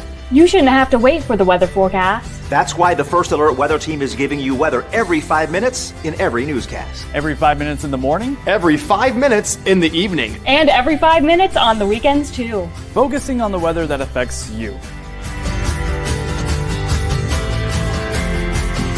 You'll always get the First Alert so you can plan ahead. First Alert weather every 5 minutes. Only on Dakota News Now. Josh and Emily are visiting Emily's parents this weekend, where Josh will propose. He's nervous, but not about the ring. Well done, Josh. Well done. Chase is proposing to Ashley at the resort where they first met. Ashley was vacationing with friends, but Chase ended up being her best friend of all, plus some. Every diamond tells a story, but there's no story like yours. And there's no diamond like a Greenberg's diamond. Greenberg's Jewelers, a cut above the rest. Living here at Touchmark, it's designed for people to go and have fun as a community and do things as a community. Our residents are often saying they're going out and about in the community almost every day together. If the bus leaves, I'm on it. We've gone everywhere from an art gallery to a fishing trip. I got to go horseback riding. We go to the lakes and we get to go on the pontoon boats. I mean, there's just all kinds of activities that we get to do as a group. It's just fun. Experience it all. Follow your academic and career goals and your love for the arts, music, and competition that thrills you. Learn from award-winning faculty and in classes where you are more than a number. Build lifelong friendships at game day experiences and in student organizations for all interests. At Augustana, you don't have to choose. Live and learn in the heart of South Dakota's largest city, where job opportunities, networks of professionals, and a hometown feel await you. Find your bold at Augustana University. News Now at 9 on Fox Sioux Falls. Your first and only local news in prime time. 1 hour to focus on the headlines of the day, plus breaking news as it happens. 1 hour to provide in-depth coverage of the biggest stories, alerting you first to what impacts you and your family's safety. 1 hour to give you a more detailed look at your First Alert forecast, updating you every 5 minutes so you can prepare for tomorrow's forecast tonight. Dakota News Now at 9 on Fox Sioux Falls, your First Alert station. Living with less pain means living at your best. But an action-packed life can wear your body down.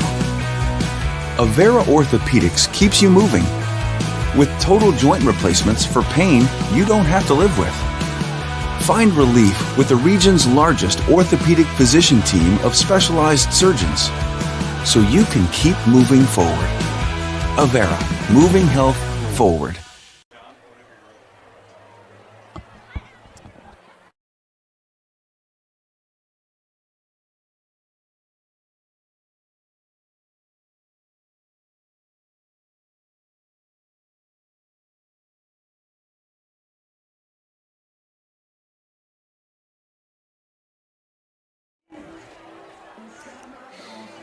Seven zip, number one Harrisburg at number 4 O'Gorman. It is the Bob Burns Dakota Bowl. The lights are out. The party has just begun. The fireworks show, impressive as usual in the 46th edition. They spare no theatrics and no costs, Curtis, and that was an impressive fireworks show. Quite the ending. It was a good show. Yeah, I thought, who's picking the music here? They started with Tears for Fears and then Phil Collins. Most of these high school kids wondering who is this, but very good show. It was excellent. I learned a long time ago when it comes to, especially if it's an event like this where a lot of alumni are coming back, but especially at places like the University of Nebraska where a lot of alumni who make the production possible, have who the money. make the world go round. It always seemed like at halftime the band would kind of play the music that was more tilted toward when they were in college than the current student base. But it has been a very fun night. Not a lot of scoring, not a lot of fireworks on the field.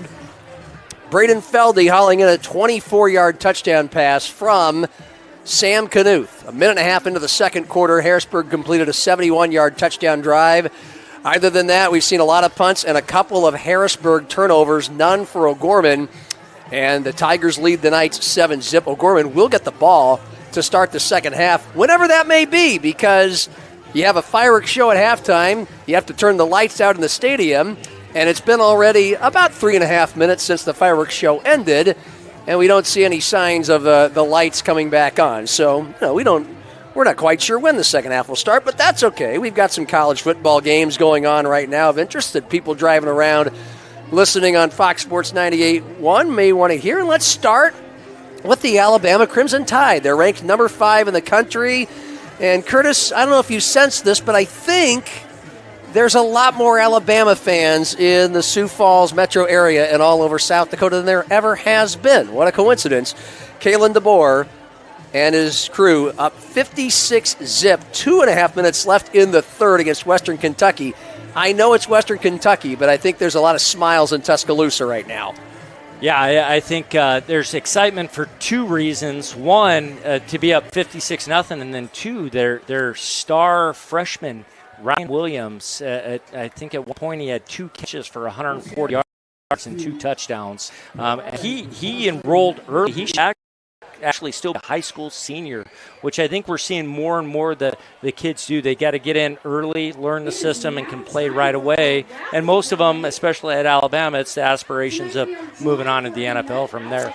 So you've taken a trip or two or more down to Tuscaloosa to visit your best friend, Kalen DeBoer, from the 96 University of Sioux Falls national championship team. Of course, you two were coaches in the offensive play calling tandem for 3 national titles in 4 years when Kalen was the head coach, 69-3. And, of course, since then, a lot of stops, but a 112 overall record as a head coach when you combine Sioux Falls, Fresno State, Washington, and now Alabama. Just a rocket ship the last few years to the top job in the land to take over the best coach ever. And in these trips, what have you sensed? Excitement, nervousness, pressure? What's it like to be Kalen DeBoer in Alabama? I think for Kalen, it was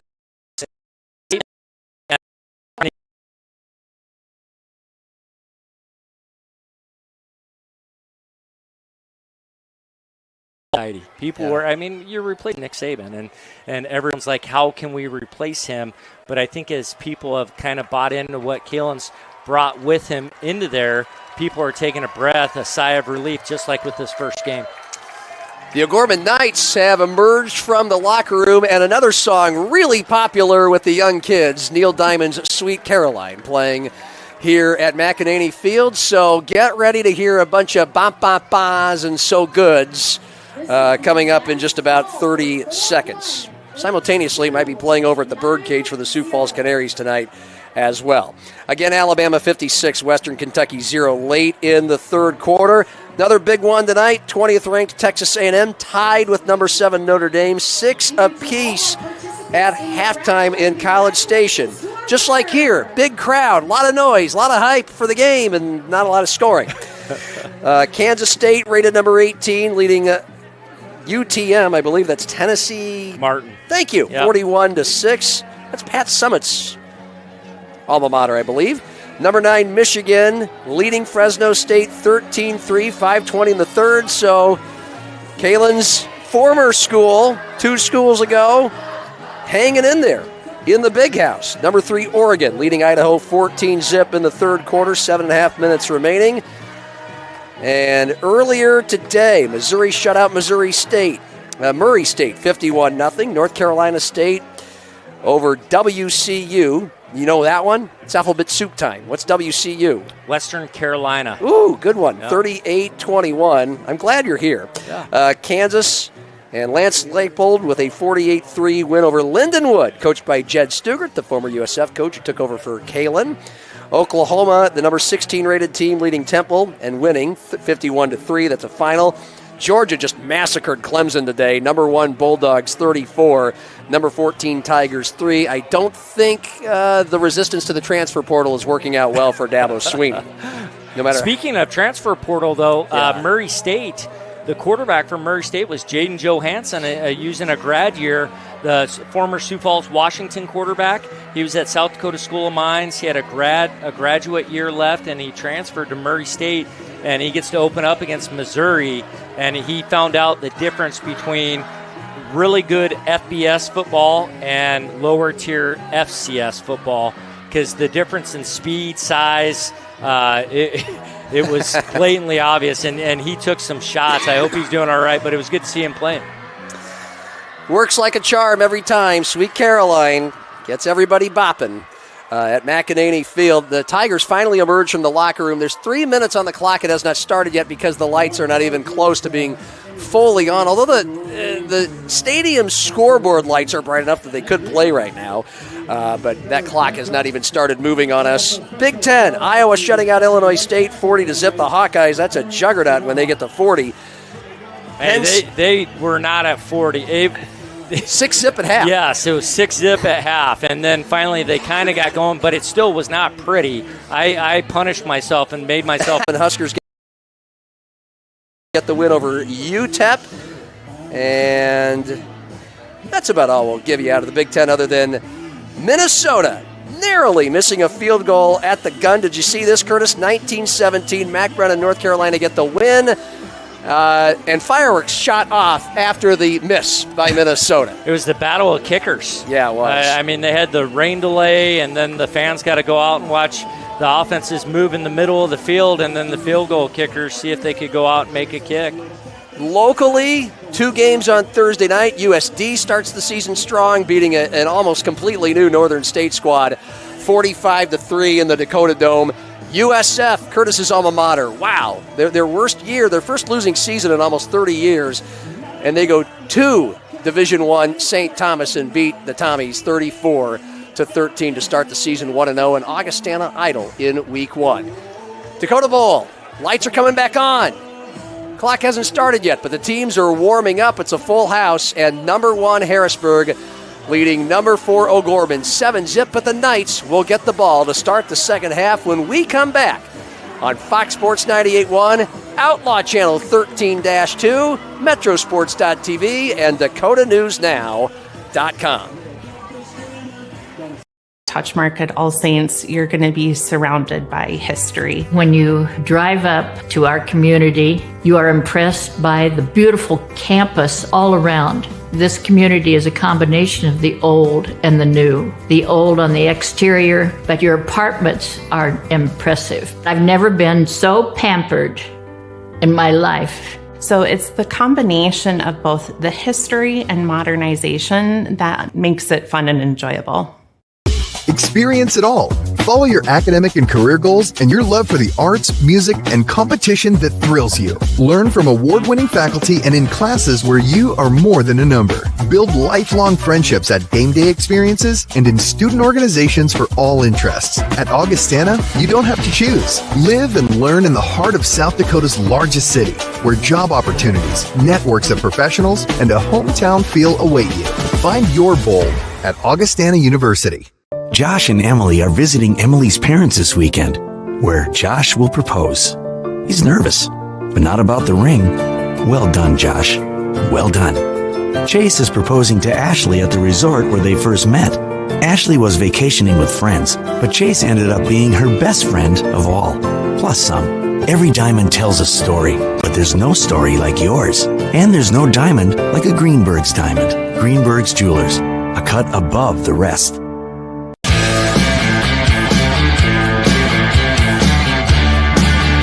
High school football. Fox Sports 98.1, AM 1230, Metrosports.tv, Outlaw Channel 13.2, over-the-air TV on our Metro Sports broadcasts in season number 4. John Gaskins thrilled to be here with Curtis Riggs at the Dakota Bowl. We have a crowd of at least 6,000. I mean, at least 1,000 overflow with some bleachers behind the end zone to our left and plenty of people in their lawn chairs, plenty of people standing around the ring. This is the biggest crowd I have seen since the Dakota Bowl moved to McEnany Field, Curtis. Very electric atmosphere. Yeah, they've done a great job. You know, and the benefit here, too, is they don't have to pay the Sioux Falls School District to use Howard Wood Field. And so it made great sense, and it was Steve Keeter was the guy that was the big push behind that. Sure.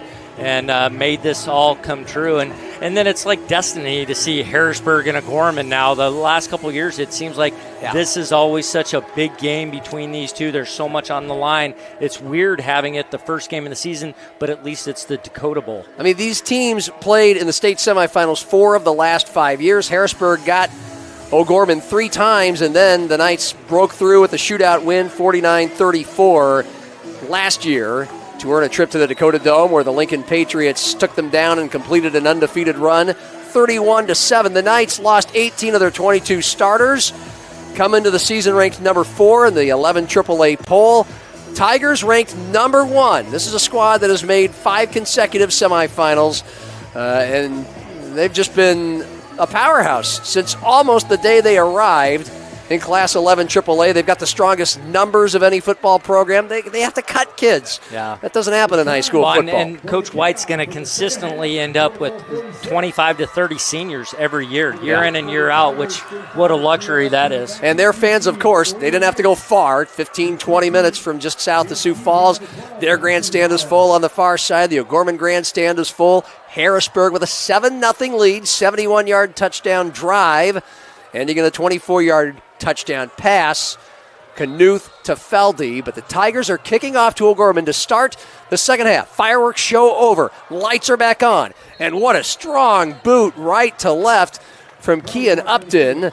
And that is an easy automatic touchdown, touchback deep into the end zone. And I heard some whistles blow. Did we have a flag? I think we had offsides. So Okay. they blow it dead right away, and now they'll move him back 5 and kick it again here.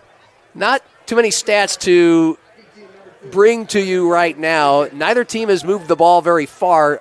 Harrisburg twice into O'Gorman territory. The Knights have been the benefactors of the 2 turnovers in this game, a punt return fumble and an interception as Harrisburg was driving and throwing toward the 10-yard line to go up 2 scores late in the first half. So that was a big play for the Knights to keep this game a 1-score game. So now the kickoff moved back to the 35-yard line, right to left, light breeze behind the kicker, Upton. 2 men for O'Gorman standing on the hashes at the 10-yard line. Right to left, this is another boomer, but it's not going to get all the way. It's taken by Teese at the 1. He falls down. He's dangerous. Now on his feet, angling right. 15, 20 near sideline, 25. Good blocks, 30. And then he is pushed. Oh, he stays in bounds at the 40, all the way to the 50. And finally is taken out at the 46. Jace Teese stumbled at the 1-yard line and took it back 54 yards to start the second half. His eyes had to be big in shock, probably, that Harrisburg would allow him to get to the sideline. I mean, that's it. He's a sprinter, and you can see it when he runs. He wants to try to outrun people and get to that sideline, just tiptoe down the line and outrun everyone. Knight offense struggled in the first half. 3 drives, 3 punts. And Talon Black, the junior quarterback, won the job, and he keeps it to start the second half. Hand off to Jace Teese, the running back, and boy, he is met in the backfield real quickly. And he tried to slip past the would-be tackler to the 50.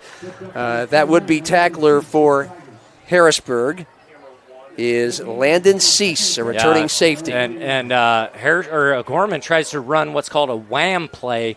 They use Schlemgen as the guy that's going to let the nose guard come through, and Schlemgen in motion is going to trap him when he thinks he's free to make the tackle, and all of a sudden he gets blindsided. No gain. 2nd and 10. O'Gorman there on 49. Rush from the left side. So Black rolls right, throws to a diving Sullivan Schlemgen. Incomplete. Caught it out of bounds. A couple Tiger defenders a couple yards ahead of him to make sure he didn't get anywhere further. Had that been a completion. And so now a 3rd and 10. O'Gorman off some incredible juice off the second half kickoff return, officially 48 yards, and now they have 3rd and 10. You can see Black is not comfortable in the pocket. He likes to get out of there right away. He's going to look at one guy and then look to try to vacate and run. Been a 5 on a 10 scale for Black so far in this game. 2 wideouts each side, 3rd and 10, his own 49, left to right. Rush comes from everywhere, so he steps up in the pocket. He's got an open field, 50, 45, and he is lassoed down inside the 40 to the 39 between the hash and the near numbers. Talon Black, second time he's done a great first down move running the ball to get the change moving for the Knights. Well, and Coach Popping has got to be excited about that. You don't feel comfortable reading things, take off and get us yards. It's working. 12-yard gain. O'Gorman now at the Harrisburg 39, first down. A minute into the second half, trailing 7-zip in front of a full house. Shotgun set for Black. One wide out each side. Handoff up the middle. Hamerick again hammering through defenders. Tripped up at the 27, diving ahead. Got the 25. A yard shy of the first down. A 9-yard gain. It's been impressive. The Brookings transfer, Gavin Hamerick, when he gets the ball. Yeah, and he was able to just get a full head of steam, get good pad level, run downhill on that one. Some good blocking up front as well. Second and 1 for O'Gorman. Handoff Hamrick again, left side, and then he cuts right through the defense and dives ahead to the 25. An easy looking 5-yard gain. First down Knights, and they mark it at the 24. Well, it looks like Coach Poppinga and Vinny Olsen, the offensive line coach, were able to go in at halftime and look at a few things offensive line-wise to make some adjustments and just get a downhill-style run game going. First down Knights at the Harrisburg 24. Handoff, Hamerick again, and this time he meets his match in the nose tackle, Connor Lag. No gain on the play. The Tigers were not going to let Hamerick hammer them for a 3rd run in a row. And I think I've run out of my Hamerick hammering references. Going to have to come out with something else. I didn't even notice you were throwing those in there. I mean, listen better. I'm a brilliant mind. What can I say to make that connection? So a 1-yard gain they give him. 2nd and 9 from the Harrisburg 24. Shotgun. Black has time. Throws right. Wide open. Slimgin in the flat. Angling right. Bouncing off tacklers at the 20. Ahead to the 15. Defensive end Austin Costain chased him down, but not before a first down gain of about 15 yards. There you go. Go to your best weapon. Yeah, but you see it how playing both ways. Look at him. He's hurting right now, and it's just because it's a hot night and he's having to take every snap on both sides. So the Knights will have 1st and 10 at the Harrisburg 15. Opening drive, second half, 9th play. 8:30 remaining. It's gone well. Hamerick is to the right side of Black. Will it be hammer time? Yes, it is. Handoff left side. Oh, and he pulls right through a tackle at the 15. Steams ahead to the 11 where they drag him down. A nice open field run of about 4 yards. It's a great job getting the first down because the defender was there to get him for a loss, and he ran through it and then was able to get the first down before being taken down. Do you like that new twist there, hammer time? We'll see if he earns this here. 3-yard gain. Second down. Oh, check that. It's a first down now. I don't know what I missed there, but it's a first down for O'Gorman now at the 12-yard line. Shotgun, high snap, handoff. Hamerick trying to just make his way through defenders, and he drags a couple with them. Didn't have a lot of room, but is able to squeeze 2 or 3 yards to about the 8. Well, and you see how he's able to run through some of those arm tackles that Tees can't really do in the box in between the tackles. For sure, yeah. He's the big 6'3", 205, the transfer from Brookings. Tees more of the trackster, a little more slight in build, and now the Knights 5.5 minutes, 4.5 into the second half, down 7-zip. Now have 2nd and about 7 from the 8, and flags fly on the handoff to Sullivan Schlimgen, the fullback. Yeah, and one of the backs took off early here. Okay. That's a new number for the Knights tonight. Ian Farah in the backfield. So brings it back 5 yards. And O'Gorman now operates from the 21. Okay. Shotgun set for Black. Knights need to get to the 3-yard line. 2 wide right, 1 left, handoff. Nope, fake. Throw to the right side. It's incomplete to Schlimgen. A bunch of Tigers were over there ready to greet him. Had he made the catch, he wouldn't have gotten a lot of yards, a little discombobulation, and it brings up a 3rd and long. One thing that's tough for Gorman with that play to Schlimgen is the defensive ends for Harrisburg. They're both tall, they're long, and they're good at getting their hands up, and you've seen Black complete that pass, but it's been a difficult one. Okay. I think there was confusion on the sticks, 1st, 2nd, 3rd down. But anyway, we have a 3rd and long now from the 21. The Knights need to get to the 3-yard line. Black shotgun. Man in motion left to right. That's Bauer. And that's where the quarterback rolls. Being chased, throwing into traffic low. And it is picked off by Harrisburg. It is! Braden Feldy makes the interception at the 12-yard line. And the Tigers get their first takeaway of the game, and it's a massive one. And so Gorman was driving to start the second half, down 7-0. Yeah, and just the inexperience of Black, as he's rolling out, he's staring at this the entire time, and Feldy just jumped it immediately. He was there before the receiver was even there.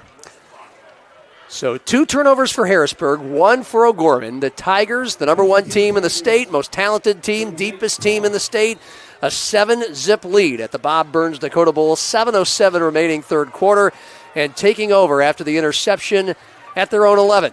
And it's a handoff to Josiah Hines, the running back, tries to spring free to the right side, dragging defenders with him, angling right toward the 20-yard line on the far hash, a run of a few yards, and it'll give some things for Sam Knuth, the senior quarterback, to manage. Yeah, when you can start out first and you get 6 yards, and now you're 2nd and 4. I mean, it really opens up the playbook. Knuth, a relatively clean first half, the brother of state champion quarterback Jacob Knuth from 2 years ago. He's now at Kansas State. It's a 2nd down at about 4 for Harrisburg at about the 16. And a handoff, Hines up the middle, bounces to the left side, and a great open field tackle is made to deny him a lot more yards. That bounded across the 20 to the 22.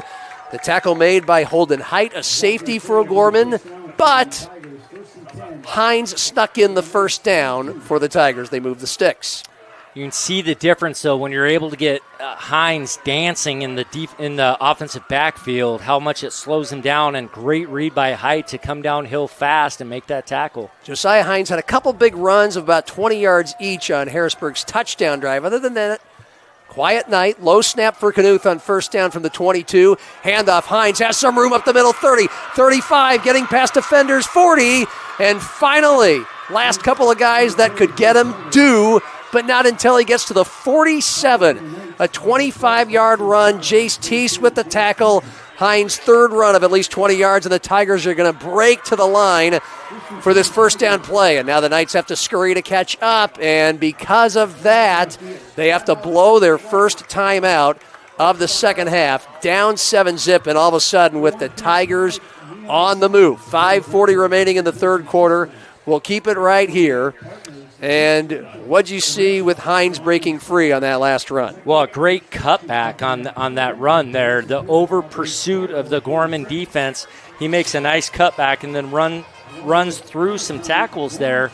And then you see them try to quick set, get up in a hurry and snap it again, and they catch O'Gorman not ready. Also, the other thing, O'Gorman has so many two-way starters. You know, they're getting gassed out there. Coach Poppinga had to take a timeout so they can catch their breath. Yep, that, and I don't think they were quite ready for Harrisburg to snap it as fast as they did. 2nd time Harrisburg's done that on 1st down, just racing to the line.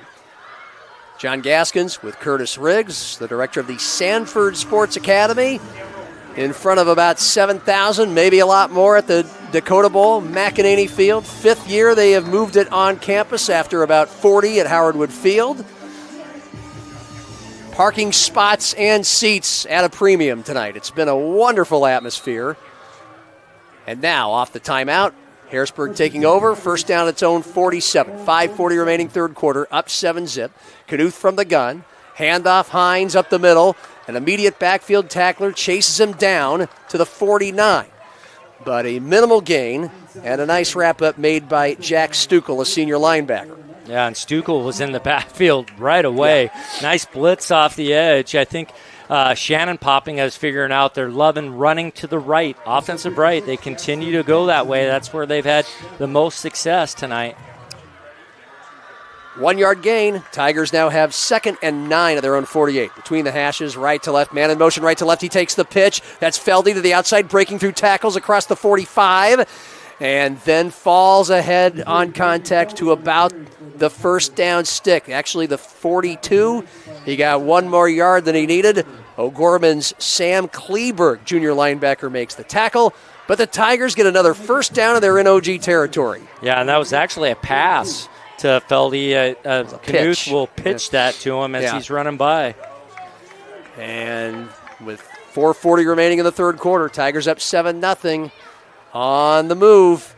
Near hash, right to left.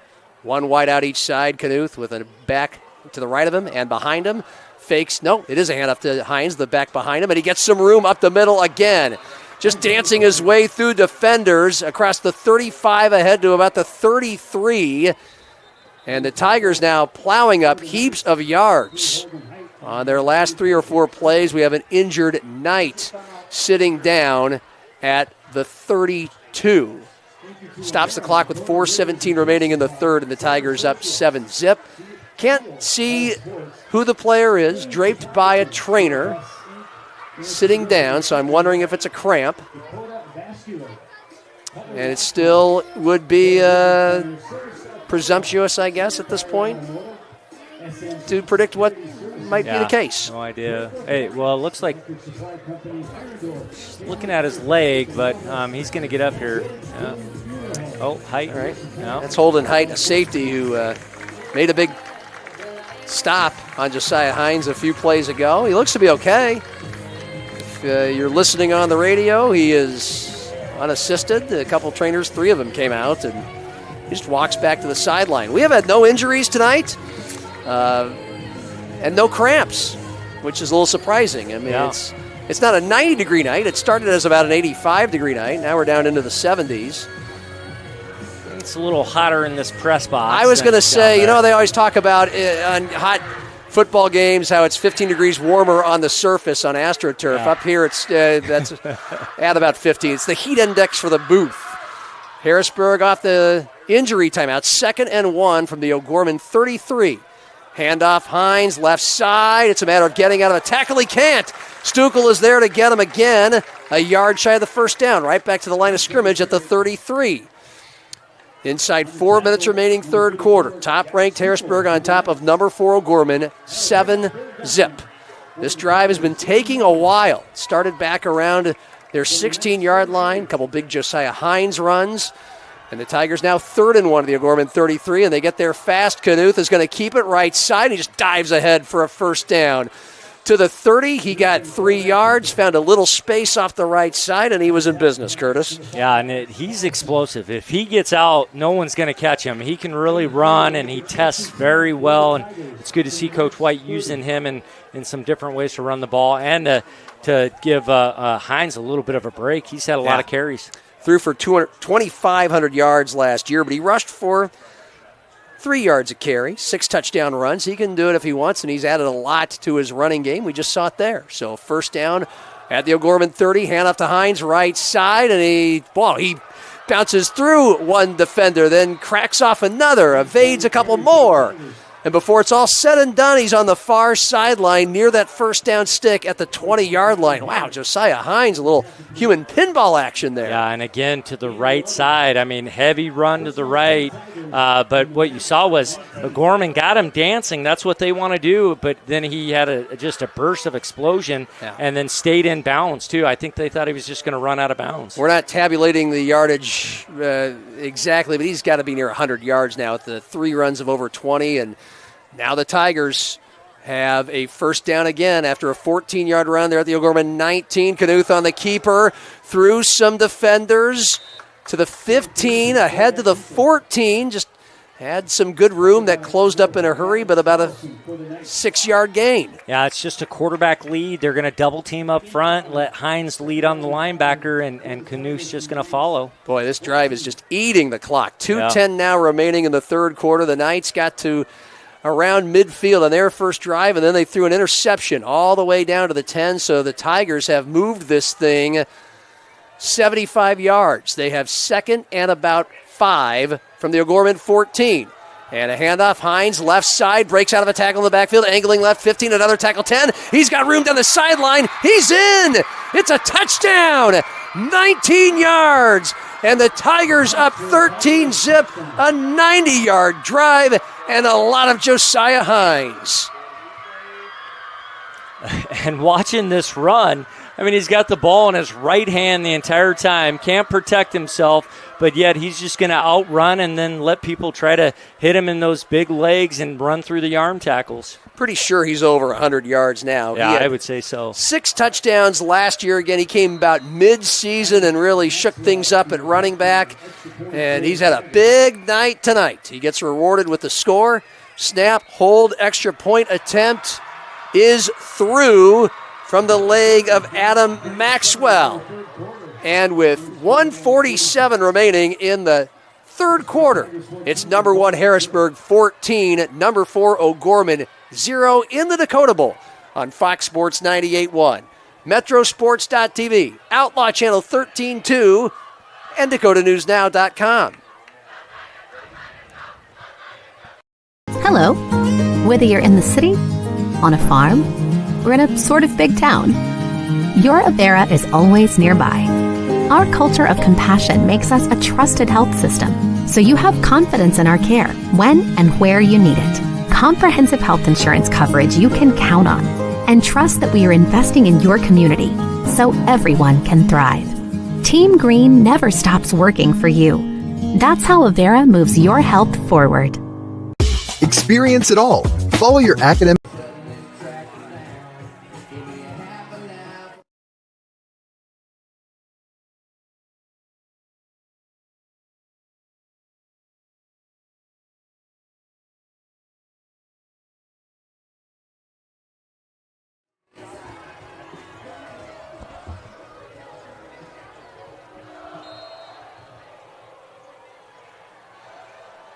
Harrisburg up 14-0. Kean Upton kicking off right to left.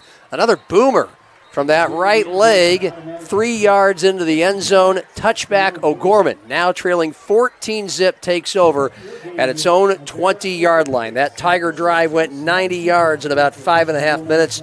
Josiah Hines had at least 3 runs of 15 or more yards, the 19-yard score. And now tough position for a team full of newbies at O'Gorman. Well, and they sprinkled in just enough of other people. Knuth had a couple runs. Feldy had a fly sweep that helped out. Talon Black, the O'Gorman junior quarterback from the gun, slings it right side into the backfield. Caught by Jace Teese. He cannot break out of a tackle. On the near sideline at the 22, a great track down job. Carter Bayer, a returning outside linebacker, makes the tackle. Gain of about 3 yards. Clock stops for an official's timeout. Well, looks like we got our first cramping here. I missed it. It must be, it's on the near sideline. Yeah, we're draped by some of the O'Gorman players, so it is a Knight player. Couldn't tell you who it is. It might be Teese at the end of that play. Yeah. Well, another O'Gorman player also. 53 ran out. It's getting stretched on the sideline too now. Yeah, we had so just as you said it, John. Yeah. Yeah, that's what I'm here for. Hammer time and ominous references to be a a curse. But it gives us a chance. Like, what can O'Gorman do from what you've seen from the O'Gorman offense? You know, Jason Poppinga is an offensive mind and a really good one at that, using his personnel the best way he can. He's got a new quarterback, still has the jitters. He's found something in Hamrick, the running back. What are you going for here on this drive? Well, he's got to continue to try to get Hamrick the ball inside, and then at some point there's got to be a play-action pass you try to come with to maybe get over the top or at least intermediate route down the field towards the sideline, something that Black feels comfortable throwing. Right now in the pocket, he doesn't want to stand in there and throw things. He's looking to run, but it hasn't been a terrible thing because he's gotten great yards when he takes off and runs. The cramped player for O'Gorman was Ty Dignus, and he's fine. So O'Gorman takes over. 2nd and 7, they're on 23. Handoff left side, looking for room, angling, 25-30, and wow, bursting right into a defender for a first down on the far side at the 31-yard line. That was an impressive run by the smallest guy on the field, Logan Mebius. And the Knights now have first down at the Harrisburg 31 after an 8-yard gain. Knights break the huddle. Down 14-zip, 45 seconds remaining, third quarter. Talon Black with a running back to his right side. He's from the gun. One wide out each side. They're on the far hash, left to right. Belt high snap, rolling right, throwing right. Oh, what a catch made in space at the 40, near side 45, 50, 45, and finally wrangled out of bounds at about the 36-yard line. What a catch and run by Gavin Hamrick, the running back. A flag flew at the O'Gorman 48 as Hamrick was making his way down the sideline. He had already gotten the first down. There was some extracurricular activity, though, as Hamrick pushed one of the Tigers after the play. Yeah, the flag's going to be a face mask. Okay. I mean, they grabbed his face as he was catching the ball. That's how close the play was. Oh, no, blocking the back. Wow. Yeah, they missed the face mask, but, yeah, you're right. There was some pushing on the sideline, too. I mean, that play went for 33 yards and a first down into Harrisburg territory. Late in this third quarter, down 14-zip, a massive play for O'Gorman is going to be mostly erased. What? And we talked about a play-action pass, something that would give him a spark, and there it was right there. And, you know, you wonder, does he have any other plays like that he can feed off of? As we're asking these questions, John, Jason Poppinga is too. He's trying to figure out what are our best plays with the talent he has right now. So it still is a first down. They got plenty of yardage before the flag, but now the Knights start the fresh set at their own 38. Handoff up the middle, and Hamrick again making noise through some defenders. I mean, he really can crash through those arm tackles. He gets to about the 44. It's about a 6-yard gain. But O'Gorman, because of that penalty, I guess starting this fresh set, 10 yards still in their own territory from midfield instead of 20 yards ahead of it. Yeah. Tell you what, though, those defensive backs, those safeties for Harrisburg are not afraid to come downhill and have a big collision with the big running back for O'Gorman. Yeah, it's been some fun old school black and blue trench warfare when Hamrick gets the ball. So after a 7-yard gain, O'Gorman 2nd and 3, their own 45, whistles blow. And that's the end of the third quarter. So Harrisburg doing what many expected them to do. They're out in front, 14-0, with 12 minutes left to play in front of a full house on a beautiful night. But the Knights have the ball near midfield when we start the fourth quarter in about a minute. It's high school football, our game of the week on Fox Sports 98.1, Outlaw Channel 13.2, Metrosports.tv, and DakotaNewsNow.com. Experience it all.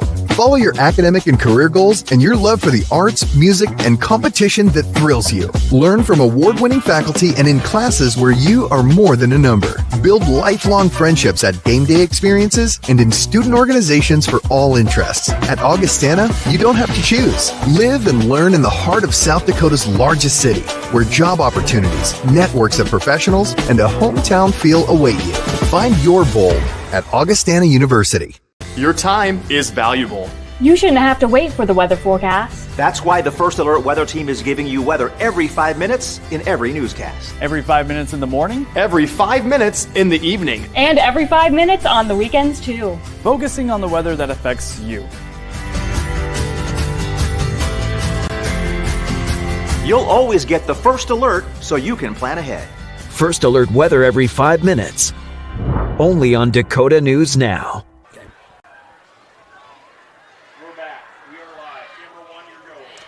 Fourth quarter underway, the 46th annual Bob Burns Dakota Bowl at O'Gorman. The Knights trailing number 1 Harrisburg 14-zip OG comes into the season ranked number 4 in the state after a trip to the Dakota Dome and a state championship game loss last year. Harrisburg has been a contending powerhouse almost since day one, 2019, in Class 11 AAA. John Gaskins with Curtis Riggs.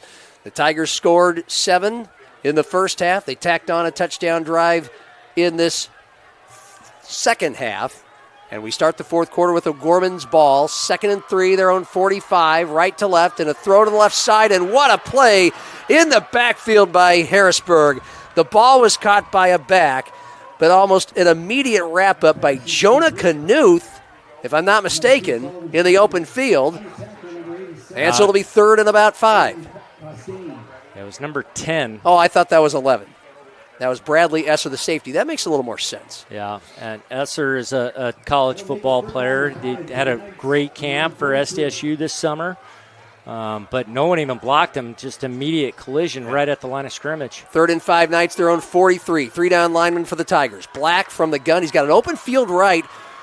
3 receivers to the left. Now a man in motion left to right. That's Bauer. That's where Black is going to roll. Right side looking downfield. Now throwing into traffic. Caught at the 45. Bursting off of a tackle through the Tigers. Down the far sideline. Sullivan Schlimgen all the way to the 38-yard line.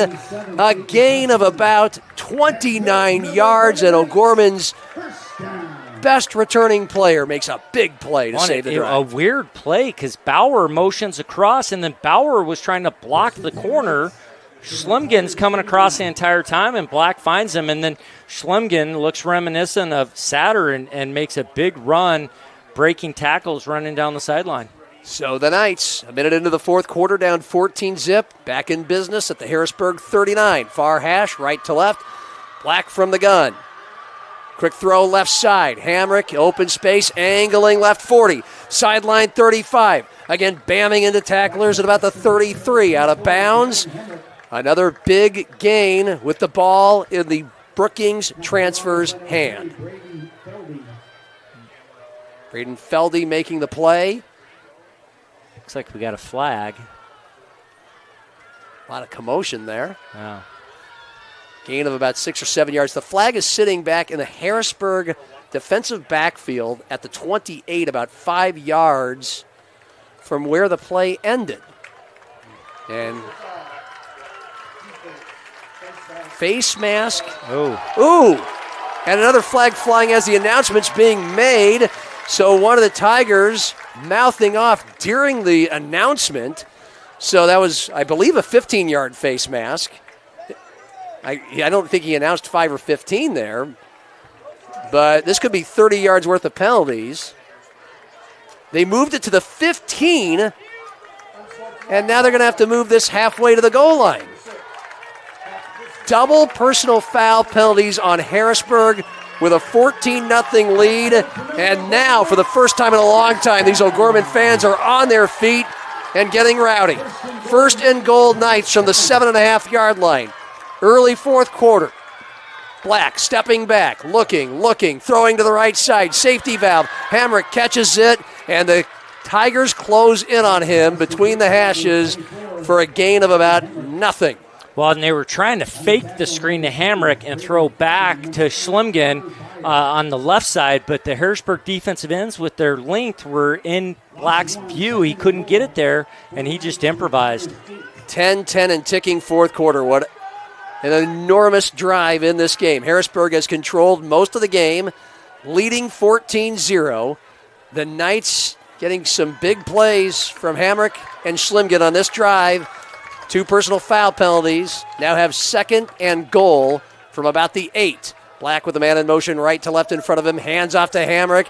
Goes right, dives left, gets back to the line of scrimmage. The Tiger defense coming up big when momentum was seriously against them on these last 2 plays. Yeah, that was a play they've struggled to stop right there. Just attack downhill. The linebackers filled immediately. Now the Harrisburg grandstand on the far side, pumping up their noise. And it's 3rd and goal from the 8. O'Gorman badly needs a touchdown on this drive, the way they have moved tonight, which is not a ton. They've also had a turnover. Interception at the 10-yard line of Harrisburg a couple drives ago. Hand off to Hamrick. He's got room up the middle. It closes in on him. He is able to dive his way through to about the 3-yard line. Couple guys, last line of defense. Matai Mayo, the linebacker, Curtis. They ran that wham play again. It's where the nose guard comes through like he's going to make the tackle, and then all of a sudden Schlemgen from that slot back position just nails him, and then Hamrick's able to run free through there. 6-yard gain. It brings up 4th and goal from the 2. Biggest play of the game. Knights trailing 14-zip. Hamrick next to Black. In the backfield, Schlemgen now at quarterback. Sullivan Schlemgen, the senior. Look out, 220 pounds. Hands it off up the middle. Hamrick twisting. Did he make it? It's close. No signal yet. There's a big pile. Tiger defenders are signaling they held him. And the officials never put their arms in the air. No. A 4th and goal stop for Harrisburg, and the score remains 14-zip Tigers with 8:24 remaining in the game. And there's no replay. We can't tell from here. And Curtis and I cannot see the monitor, but you saw it pretty well if you're watching on Metro Sports TV. That was a close one, Curtis. Schlemgen could have kept it. Hamrick's been great up the middle of the night. He's been getting more than 2 yards a pop. Somebody went in and made an awesome play for Harrisburg. Well, and they rallied. One guy grabbed him, and the rest got there to help get him down before he crossed the goal line, it looked like. 4 plays from 7.5 yards. The Knights can't score after getting huge personal foul penalties back-to-back after a play to help set up 1st and goal. And so now the Tigers from their own 1-yard line, a massive gorilla bunch set, just trying to move the pile at least beyond the 1-yard line, and they may have done that. Whistles blow as a Knight is on his back after that short 1st down gain. Clock stops with 8:10 remaining, 14-0. Harrisburg with the lead. They were trying the Philadelphia tush push there, and I think people don't realize how difficult it is. Plus, you have to have a center that is willing to just dive and get leverage immediately right away, so then you can get a push with the other guys. And we saw their center just try to stand up, and it creates a massive pile immediately. So, what did you see either out of what O'Gorman was trying to do offensively or what Harrisburg did do on 4 plays in a row at the zenith of this game so far? Well, the one trick play, they tried to throw that throwback screen to Schlemgen, and the defensive ends were the ones that took that away. Otherwise, O'Gorman was just trying to run right at him, and Harrisburg did a nice job making some tackles. Rip Simmonsma, the nose guard for O'Gorman, was down with a cramp. He's back up, so that's 2 cramps now. They tend to come later in the game when these guys have been out here for a while, plus a long fireworks show at halftime. Harrisburg still on the half-yard line. 2nd down and just over 10. Under 8 minutes to go in the game, up 14-zip. Knuth under center. The eye set first time tonight. Rolls to his right, back of the end zone. Hit as he throws, and then a sliding catch. Not quite made on the near sideline by Feldy, Curtis. Well, and Poppinga does a great job of getting Schlemgen the open side where Knuth's going to try to roll out to. They know he's going to try to get out of the pocket to the right, so they blitz Schlemgen off that side, and he's in Knuth's face immediately. So now the Tigers have 3rd and 10 from their own 1. Up 14-zip, 7:43 remaining in the game. O'Gorman still has a chance, though, if they can make a big defensive play here. Again from the eye. Knuth under center. And it's another play action. He looks to his left. Now he looks over the middle. Plenty of time. Throws to his right. Wide open. Catch is made by Knuth at the 30. Near sideline 40. Out of a tackle 45. Middle of the field 40. And finally, Dawson Bauer takes him down at the 37. But that is a 62-yard pass play. 3rd and long. Deep in the end zone. From Knuth to Knuth, Curtis. Oh, and Poppinga has decided not to blitz, and Knuth has all day back there, and what a great find. I mean, I think it was his 3rd option. He scans across, and how proud do you think Mike Knuth is right now when Sam makes a huge throw to his brother to get him out of the end zone? Sam Knuth to his brother Jonah, who is also a senior. And so, Harrisburg now 1st and 10. O'Gorman 37. Handoff Hines, left side, past one backfield tackler. Team. I think it's very clear that Coach Poppinga is still trying to figure out his personnel, especially offensively. Yeah, he may have found something in Hamrick as a new starting tailback for sure. Off the timeout, the Harrisburg player is fine, got off the field. 2nd and 4 Tigers at the O'Gorman 32. Handoff, and boy, tripped up in the backfield immediately was the running back into an O'Gorman pile. And still can't see the number. I think that's the first carry tonight for Cooper Rasmussen. Tailback. And a nice job by the Gorman defensive line. I mean, undersized, but they really are very active. Lent has got great size. You can see why he's committed to USF, but they've rotated a few other guys, but they only play 3-man front. Short gain brings up 3rd and 4. Harrisburg at the O'Gorman 31. Left to right, left side hash. Knuth from the gun. Man in motion, right to left at the snap. Knuth keeps it, powers up the middle, and gets near a first down. I don't think he made it. He's going to be a yard or two short. Got to the 29. That's where they mark him. It'll be 4th and 2 Tigers. Clock now a factor. Inside 6 to go in the game, up 14-zip. Yeah, and really a good safe call by Coach White. Thinking 3rd and 6, I'm going to use this as 2 downs. So I'm going to run Knuth and see what we get here. I'll get Hines back in there and see if we can try to get this first down. So the Tigers undoubtedly will take their time. O'Gorman has 2 timeouts remaining in the contest. Defining drive of the game if they can score. They'll put the hammer down. Shotgun set for Knuth, and speaking of timeouts, O'Gorman takes one of those 2 remaining. I think sensing the magnitude of the play coming up, even though it's only, it is 4th down and 2. Jason Poppinga takes it, 1 remaining for the Knights. So they need to find a way to get a turnover, Curtis. Yeah, and I mean, they need to stop, but they need more. Interesting for Harrisburg. I don't know if it's because of cramps or injuries, but Hines wasn't in. Cabrera was also in at receiver there. It could either be a trick play, something they've practiced with that personnel, or it could just be maybe Jonah Knuth after that long catch and run was gassed and needed a break. 5:22 remaining, 4th quarter. Dakota Bowl. Full house. What a scene. I mean, you could take a snapshot of every second of this game, and it's a beautiful one, especially the fireworks at halftime. Harrisburg led 7-zip, 71-yard touchdown pass. Sam Knuth, Braden Feldy, a 71-yard drive, 24-yard pass early in the second quarter. And the Tigers were able to score on a 90-yard drive after an interception. O'Gorman's only turnover of the game. Midway through the third quarter. It is 14-zip. And now everybody back on the field for a 4th and 2 Tigers from the O'Gorman 30. Knuth from the gun. Wing back to the right side. Back behind him. Low snap. Looks, throws left. Open. Diving catch.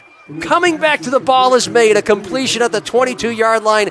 Feldy with the big-time grab, an 8-yard gain, first down Harrisburg. He's tough to cover on that out route. He does a nice job attacking the defender, and then a speed cut out was wide open. Knuth just kind of tried to lollipop it out there to not miss him, and almost did because of that. Fresh set of downs for the Tigers with 5:03 remaining, 4th quarter. Up 14-zip on the road in the Big Dakota Bowl.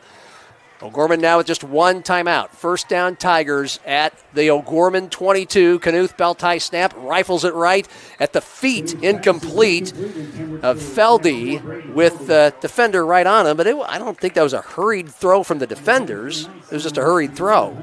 Or am I wrong? It looks like it's actually a run play like an RPO, and he's just opting to try to quickly get Feldy the ball. But, I mean, that's one they want to go back to the drawing board on. Study that one a bit. The timing was just a little off. Sam Knuth breaks the huddle. 2nd and 10, Tigers at the O'Gorman 22. Left to right, far hash. 1 wide right, that's Feldy. He's dangerous. 2 men move from the left side of the line to the right, and that's where the play is going. Handoff Hines looking for room. Can't find any. He is corralled at the 24. Short yardage.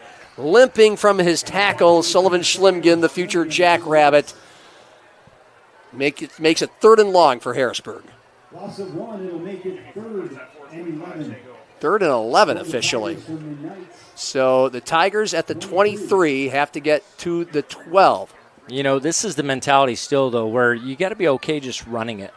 Run it and let that clock continue to burn. The clock is O'Gorman's biggest nemesis right now. Yeah, and Gorman hasn't dented the scoreboard yet. 14-zip Tigers, 4 minutes remaining in the game.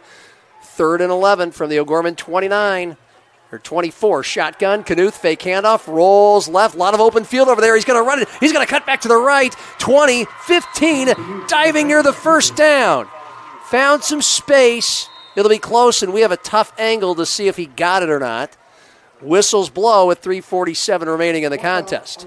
What a great decision by Knuth, though. Yes. He could have tried to squeeze one into one of his guys, but instead of trying to force one in, he just took off right away, and you saw that burst, and now they're in a very manageable 4th down situation. Yeah, a couple yards shy of the first down. It'll be at the 14-yard line, but that was one of the main things we talked about before the game, our player to watch for Harrisburg. Brought to you by Central Bank with Sam Knuth, for good reason, returning quarterback, 2,500 yards. But Curtis, the added element of his mobility. Jason, check that. Brandon White, the Harrisburg head coach, said it was a great offseason. He worked on his running and throwing on the run. And they've been moving him around in the pocket, out of the pocket. And it hasn't been a blistering performance, but he showed you that mobility he's been working on right there. I think the thing that he can come away with from this game is he's had some things he's rushed and he needs to work on with this offense, but he's made the big plays when he's needed to. Absolutely. I mean, the one out of the end zone, that's one you'll always remember. Yeah, 63-yard completion when Harrisburg had it 3rd and long on the O'Gorman 1. Up 14-0 after a goal line stand. That was the biggest series of events in this game earlier in the 4th quarter. Now there's 3:47 remaining. 4th and 2. Harrisburg looking to put the nail in the coffin from the O'Gorman 14, and flags fly out of the timeout. Yeah, false start on Harrisburg. Just got too anxious. But we'll hear it. Snap infraction. Number 6, offense. Snap infraction, okay. 4th down. That is Austin Kippus, the center. So we go from 4th and 2 to 4th and 7. But, 3:47 left. O'Gorman struggling offensively. If Harrisburg gets it, yes, nail in the coffin. If they don't, their odds are pretty good to hold on here. Well, we did that game a couple years ago with Elrod at quarterback where they just had to run it out, and somehow Gorman found a way to get a fumble and then an onside kick. You are correct. Thank you. That's perfect timing. This series has just been full of interesting down-to-the-wire moments last few years. So it is 4th and 7, Harrisburg up 14-0 on the O'Gorman 19. Play action, Knuth. Oh, the defense caves in. He is stopped behind the line of scrimmage. The ball popped out. He was down already at the 25, but the Knights get the stop. They're celebrating. They still think they have a chance, and they will take over at about the 25, down 14-zip, 3:40 remaining in the game. Well, and this is one he should have gave his tight end a chance. He had his tight end down the middle of the field. He would have to throw it over the linebacker. But when it's 4th down, take that chance. Go ahead. Give him a shot there. And he thought he could run, but O'Gorman was ready. They had a linebacker sitting right there, and as soon as he stepped up to run, we're talking a big collision right there in the A-gap. There's that song again, Curtis. Let's take it in. Oh, man. I was going to give us a little. It's going to be the South Dakota fight song here pretty soon. 1st and 10 for the Knights. They're on 25.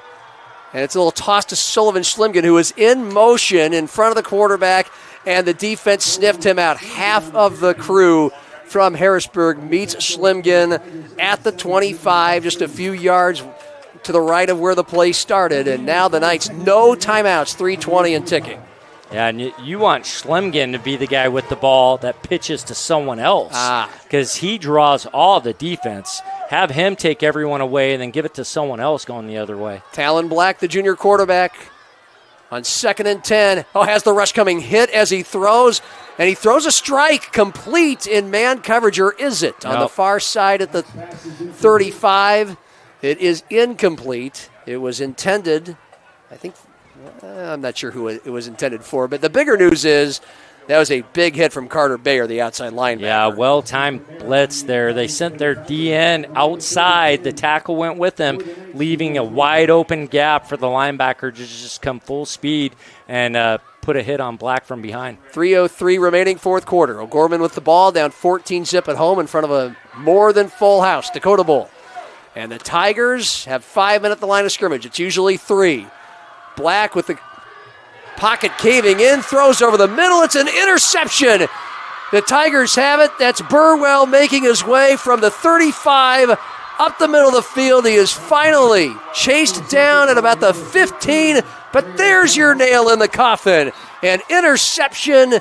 Harrisburg takes over with 2:52 remaining and a 14-0 lead. Yeah, and this is what they're going to battle through. Last year they knew with Gross they could throw the ball.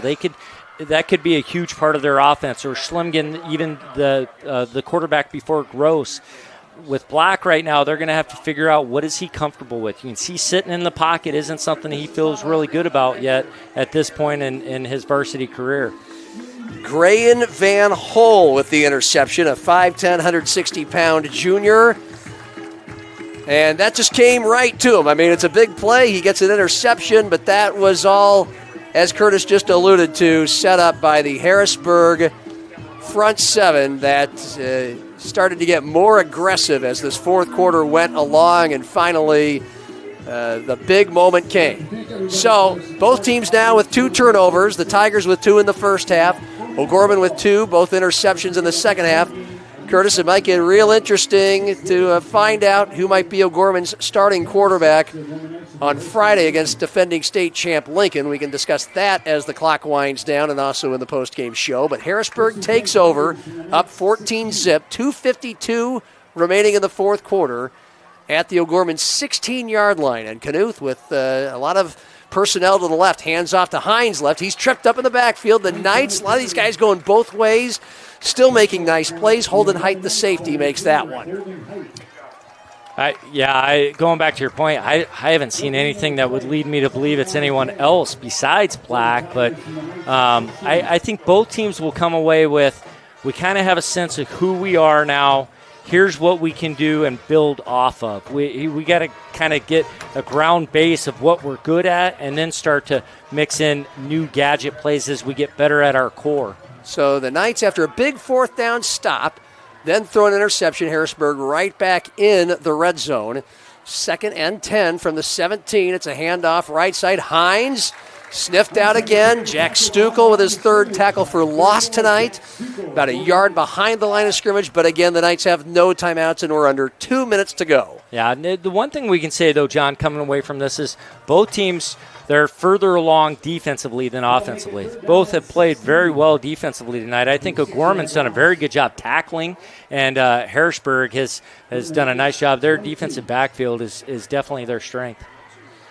Tigers just waiting as long as they can to get the ball snapped. 90 seconds remaining in this game. Number 1 team in the state. A lot of pressure, but they're happy to take it on their shoulders at Harrisburg, a reasonably veteran squad. 5 players returning on both sides of the ball. The starting quarterback is there, and he was solid last year. Tigers do take a timeout. They got the play clock down to as close to 0 as they could. It stops with 1:19 remaining and a 14-0 lead. We used to say this a lot, Curtis, back in the day, the early days of Harrisburg and 11 AAA. Like, they were never really the up-and-comer or the newcomer. They already had a football factory going. And so they've been competitive since day one. And so everybody in that town is now used to the pressure whenever they're rated number 1. Yeah, it's odd because in AA they weren't very competitive. Yeah. And then they move up to AAA. I guess they beat Mitchell, didn't they? Or they lost to Mitchell. Mm-hmm. So they were their last game in AA. Yeah, in the Dome. Yep. But you're right, though. It's year in and year out. Them and Brandon Valley, as they transitioned into AAA facing these juggernaut Sioux Falls schools, I mean, they didn't back down at all. Brandon White at Harrisburg has made 7 trips to the Dakota Dome as the head coach, won it back in 2021 in 11 AAA in the school's 3rd year at that level. Runners up the next year to the juggernaut from Jefferson. Semifinalists last year, losing to these Knights in a shootout, 49-34 in the semis, and now leading O'Gorman 14-zip, 1:19 remaining, 4th quarter in the Dakota Bowl. 3rd and long from the O'Gorman 25. Knuth fake, rolls left, throws. Oh, wide open, but a little behind the intended receiver at about the 5-yard line. Kaysen Syverson, the first time the ball has gone to him. And as the play ends with 1:12 remaining in the game, it appears a Knight is cramped up at the end of that play. Yeah, surprised at throwing there. I mean, I'm trying to figure that out. It's almost like watching Colorado against NDSU and a minute left in the game on 1st down, and Dion comes out and throws a pass, which allows NDSU to get the ball back with a chance to win. Same thing here.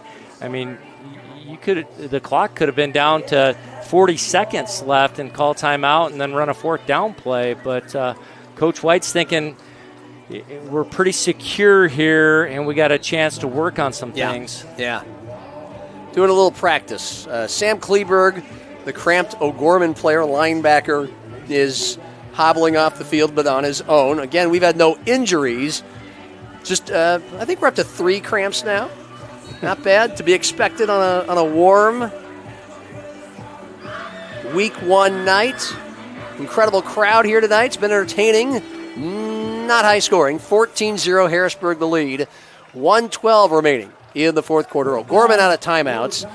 And out of this cramp timeout, Harrisburg now has 4th and forever. They got to get to the 7-yard line. They're snapping this from the 23. Knuth from the gun. Fakes a handoff. Rolls left. Looking downfield. He wants to run. Maybe he'll throw. And then he's sacked on the far sideline. Couldn't decide what he wanted to do, and taking that time allowed the defender, Alexander Carlson, to make the tackle, and O'Gorman will take over. They'll take over at about the 23-yard line. Again, down 14-0 now with 1:05 remaining in the contest. I'm wondering if we're going to have paramedics come up here after the game and give IVs to everyone that's had to work up in the box. Yeah, no cramps for many of us. Yeah. Just a lot of sweat. I think there's some dehydration factors going on some of the people up there. Might have to do something about that after the game. It's 1st and 10 Knights at the 22. Sling to the left side. It's caught by Teese, angling left 25, and then crunched out of bounds at about the 27. Boy, I think he felt that one from Camden Schimmel. Safety for Harrisburg. Stops the clock, 51 seconds. That was a great tackle. I mean, he went right through his legs and just took him right out of bounds. 14-zip Harrisburg lead. O'Gorman ball, and now they're trying out a new quarterback at the end of the game. Shotgun set, 2 wideouts each side from the 27. Throw to the right side. Caught, but an immediate stick. Across the 31 to the 32, middle of the field. First catch tonight for the tight end, Jace Moeller. It does move the sticks. The 35, it's about a 10-yard gain. The quarterback, Hunter Sayas. Oh, boy. I don't think I'm going to make it, Curtis. Sayasavaanh. I'll just let that one go.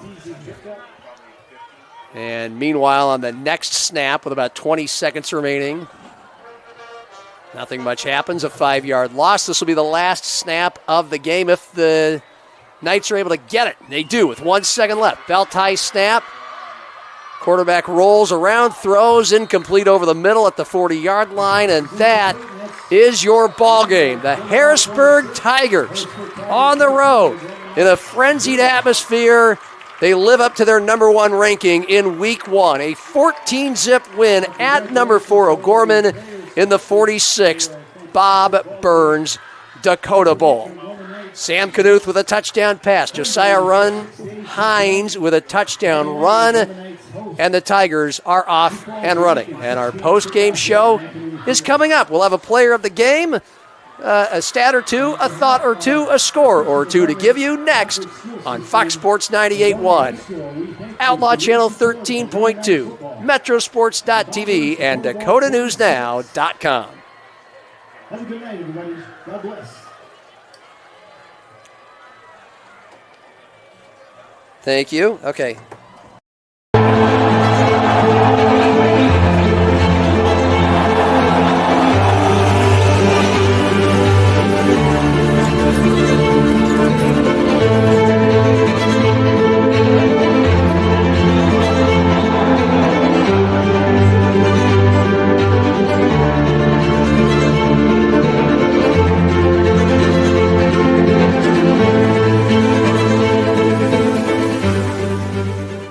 Touch Market All Saints is a full-service, award-winning retirement community set in the heart of historic downtown Sioux Falls, South Dakota. At Touchmark, we want to preserve the independence that you have. We want to make sure that every part of who you are is fulfilled. I would recommend this to anybody. I think this is just a great way to spend your retirement years.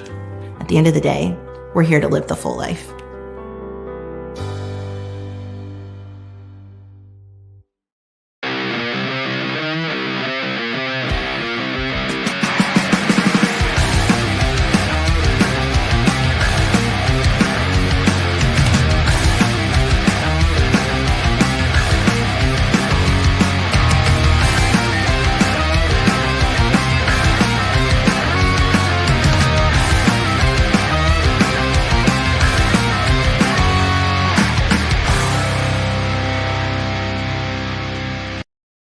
Banking isn't just about financial products.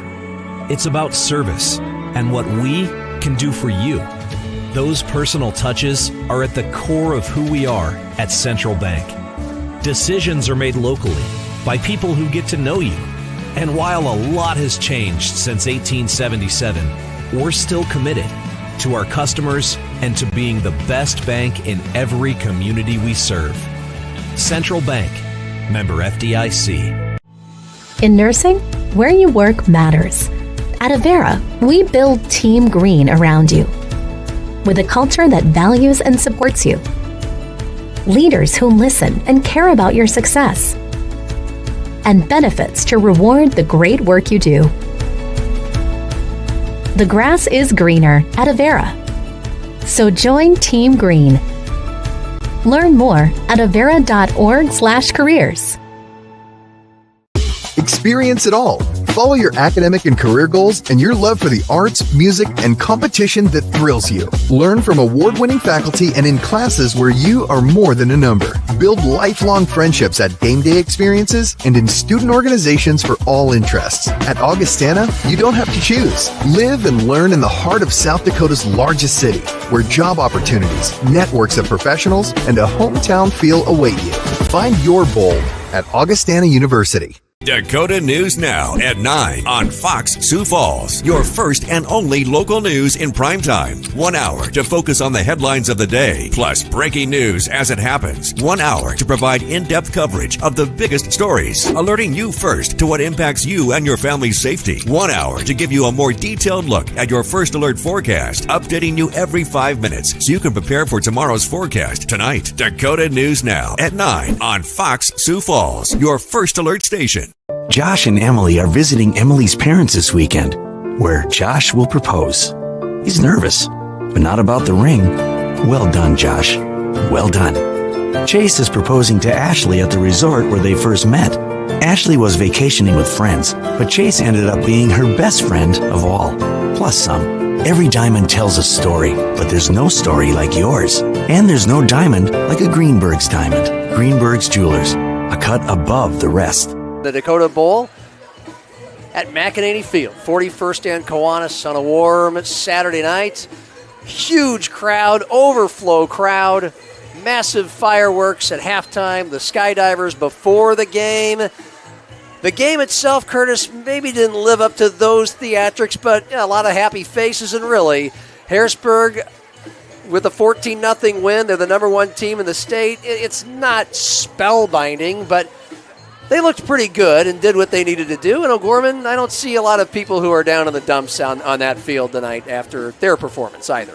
Well, I think everyone knows there's a lot of questions offensively. I think both teams were pretty good defensively, and I think both teams were not so good offensively. I think even Harrisburg will come away saying, hey, Hines is a good runner, but the other things we were doing weren't very good. Like our pass game, compared to what we were doing last year, we've taken some steps back, and some of that we got to feel out and figure out what is best on this play action and what is Sam Knuth most comfortable with. The fact that there's no Ty Tryon or Max Carlson, that may have played a factor in game one without them. 1,600 receiving yards, 30 touchdowns. Well, and year. also, though, when a quarterback comes up and he's used to seeing everyone spread out, meaning the defense too, and now you bring everyone into this box and you got to go under center, that's a change. That's a difference. And you could see it with the play calling, but also with the quarterback too. Curtis Riggs leading off our Dakota News Now game summary on our post-game show. And only 2 scores in this game, 2 touchdown drives by Harrisburg. They were long ones, 71 yards in just 2 minutes. As the Tigers scored on a 24-yard pass from Knuth to Braden Feldy with about 10.5 minutes remaining in that second quarter. It capped a 71-yard touchdown drive, put the Tigers up 7-zip. That was your halftime score.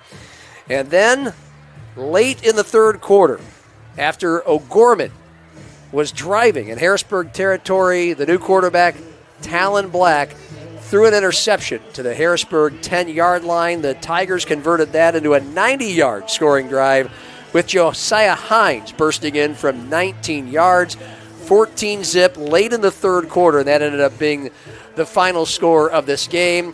There was also a huge transgression where O'Gorman's down 14-zip in the fourth quarter, about midway through the fourth quarter, and they get a big first down play, and then the Tigers are whistled for a 15-yard face mask, and then during the announcement of that, another personal foul as they were mouthing off, and it gave O'Gorman 30 yards to the 7.5-yard line, but the Tigers stop him on 4 plays, including just shy of the goal line on 4th and goal.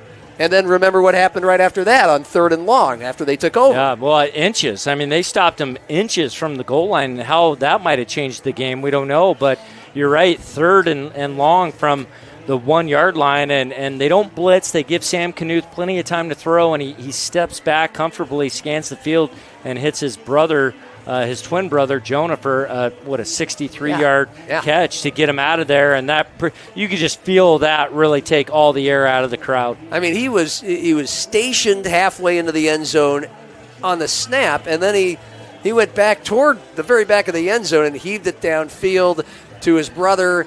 And that may have been the play of the game because from that point on, Harrisburg was able to hold that, flip the field, and then they just kind of controlled things, shut down the O'Gorman offense the rest of the fourth quarter, and complete a 14-0 victory. While that may have been the play of the game, our player of the game, brought to you by Avera, is not Sam Knuth, the quarterback. We're going with Josiah Hines, the running back, with about 100 yards, including the lone touchdown run for the Tigers. Yeah, I think he was the workhorse tonight. I mean, and you saw in the second half him start to wear down the O'Gorman defense, started to make some nice cuts, and I think him and the right side of the offensive line really were the MVPs tonight for Harrisburg, along with I thought their defense played very well tonight too.